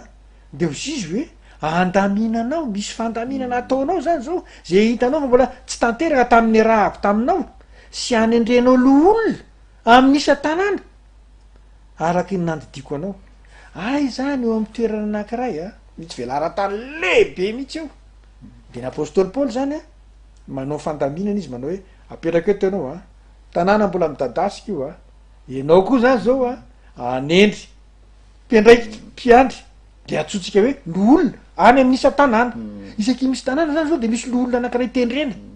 ary i Timoty zay nofan'ny paoly no anofana nyreo lolondreo fa tsy hoe paoly avindray ianao mba ho fany kely reto lolona isaky ny tanàna ny tendreny reto ary zay ndradray ny fahavoazantsika fahalemen'le zavatra zay ataotsika ny hafanampotsika eo amin'ny famakina lay efa isorana azy de rahina an'Andriamanitra reny ankasitrahana indrindra fa tsy mijanona eo le izy fa ataovinay ny fandaminana ho fany manofana olona zay ampitovinao amin'ny fahaizanao mety tsy hitovy tanteraka fa mba manana zavatra maromaro ny raisina avy any aminao izy de apetrao izy tendreo mihitsy izy farito ny faritra zay esany de sorito mazava tsara koa hoe zao ny mba andrasako aminao zao ny mba andrasako gasy mihitsy de atao hoe leadership le fomba fitariana de neny apôstôly paoly zany ohatran'zany ny fanao azy ary tsika rehetra dia ampianarina sy ampizarina an'zany mitarika izany satria nivoaka an'Andriamanitra ane natao mpampianatra sy ho mpitarika ka de ena ane zany ohatra nomenatsika zany mba anova ny fomba anatsaratsika indray le fanoizatsika an'le asa satria eritreretange zany hoe atao malaza be le hoe andeha aho awiliko de anao inona andeha ho anin'inona so de etseny ianao so de andeha ivorivory ianao so de ifakahita amin'ny namana mety ho tsara daholo zany anton-javatra zany fa andeha aho misy zavatra zay votoatiny zay tsy maintsy ataotsika de ny anambara de nandeha tsy naomby zany tsika am'izay de mba omby azany zany io le omeny paoly ohatra io hoe iry Timoty nge ry Aquila sy Priscilla nge iry Titosy ane ka nofaniko tanteraka mihitsy ary aveo indray ry Aquila sy Priscilla mba nanana olona nofanina de ry Apôlosy zay andrarezina nge zany ary azo anto afa be dehibe ny olona ao amin'ny fiangonana misy atsika manodidina atsika manana Apôlosy be dehibe tsika zay mila ny fanampiana azy fanentenana kely tahaka nataony Priscilla sy Aquila ka ny tokantrano rehetra ny mpivady rehetrarehetra zany ny olona ny talempiangonana rehetrarehetra zany zao de mba handray taridalana avy am'zany anentina am'izay fomba fiasa mba hombiazany ty le hoe andeha aho de mitompo momba atsika mazava tsara izay pastora maraparana ny fotoana sady sika mety misy teboka tianao mafisina farany ve alohan'ny diratsika mifampahirizana farany a ho an'ny manaraka izao fandaran'izao ary am'ty folakanjony sabata ity ny tiako anaovana an'le izy a dia iverina amy tenin'andriamanitra le fototsika aitsenjery izy ty kanefa vavako kely vetivety fotsiny ao amy matolo de donc eo vakitsika le baikony kristy eo amin'ny andininy fa 7 sy ny 20 raha tsika mamaky le izy manao hoe komandy ihany ianareo de ataovy mpianatra ny firenena rehetra de manao batisage amin'ny anaran'ny ray sy ny zanaka ary ny fanahy masina iny reo zany mazava tsara amitsika rehetrarehetra zany iny zany hoe efa natometsika teo le hoe zao no atao zao no atao zao no atao de manana mpianatra dolo zany io mpandeha rehetrarehetra io de ny anao zany mba ataovy listra ny hoe firiny anao no ampianarina de ny tapany faharoa ao amin'ny andininy 20 sady amboniny zany de ozy izy hoe mampianatra azy hitandrina zay rehetra nandidiko anareo ay nisy ny fanofanana zany zay noizikiziny ty kristy ty tamindreo mpiananyreo zao de ozy izy hoe ampianaro izy hitandrina an'le zao ary raha matsikatra ianareo tsy ny vilana tam'zany ny apôstôly paoly rehefa nitady tamy Aquila sy Priscilla izy efa niresaka tamy Timoty izy niresaka tamy Titus izy zay nandidiko de zao zany zao za mpitandriny ty zany zao rehefa mba manany lona mambra ianao loolona io zany zao rehefa manany lona mambra ianao talempiangonana ianao filoatsapana io zany mba didinao ohatriny ahoana zany zao izy io fa ato arak'izay nandidiny Jesosy de iny zany tokony tsy ho very iny avy le nandidiny Jesosy de iny ihany no ampitaiko eo de mba andidio an'izay olonao faniny zao sozabetsaka pasteur fampahirizana farany zay entina amitsika ary am'tian'io ty e ao amin'ny Matio fanjaiky amy fampitoy an'izay tenin'ny pastora zay ihany Matio toko 2 andininy 7 fanoarana nataony Jesosy izy ty kanefa azotsika raisina azotsika iainana ihany ko nefa zao le evaky ny teny aminaran'i Jesosy manao hoe fa ahoana kosa ary ny hevitrareo nisy lehilahy nanana zanak'roalahy ary dia nankeo amin'ny lamatoa izy ka nanao hoe anaka andeha miasa amy tany voaloboko andio nankeo amin'ilay zana tsy raha mpitso fa anio mandehana miasany amy tany voaloboko re avana malala amy tian'io ty koa de misy antso zay iantson'Andriamanitra atsika tsy raray avy na mety mbola voaingany ianao nanaradiny tompo mety efa ela fa miantefa amitsika rehetra izany tsy angatakanjo ande isika anio ampiasa ny famezam-pahasoavana nomena antsika ny taleta zay nomena antsika ampandrosoana ny asan'Andriamanitra manontany atsika ny tompo am'teny ity misy fanontaniana iza no irako izo ny andeha ho irakay fa manoloana izany nefa dia mafinaritra de izao rehefa vonony ianao hiasa ao amy tamboloboko ny tompo de an'Andriamanitra ny toyny zao ny toyny ao amin'ny asan'ny apôstôly toko 7 andininy 10 asan'ny apôstôly toko 7 andininy 10 ho an'izay vonona ny asa ao tamboloboko ny tompo de izao ny teny fikasana ho azy reo pastora anaran'i Jesosy manao hoe fa izao momba anao ary tsy misy olona hiazona anao anisy ratsy anao averiko fa izao momba anao ary tsy isy olona hiazona anao anisy ratsy anao re avana malala miandry atsika ny tompo hiasa ao tambolobony inona olana sejainao am'zany asa zany fantatsy ny tompony zany pasteur e fantany hoe misy defi be da be misy zatsa tsy maintsy sejaina misy fanoerana sisy fa ny tompoko nefa de miteny eo anilan'zany manao hoe momba anao ary tsisy olona nisy ratsy anao Andriamanitra ao ho tahaka ny Paoly ho fanaka sarobidy eo ampelantanan'Andriamanitra amin'ny famitana ny asany ary farany pastora faniriko ihany koa amin'izao toe-javatra mitsanga amin'ny tany sy ny firenena izao hoarovan'andriamanitra ny ianao hoarovan'andriamanitra ne isika tsararay avy ka tsisy anisy ratsy tsy mijery anay hatrany farany tam'ty andeha ho faranantsika zao fotoana izao anaraka irairay sika ho famaranana fotoana rehefa avy eo pastora Razafy André no angatatsika ihany ampiraintsika mivavaka famaranana fotoana.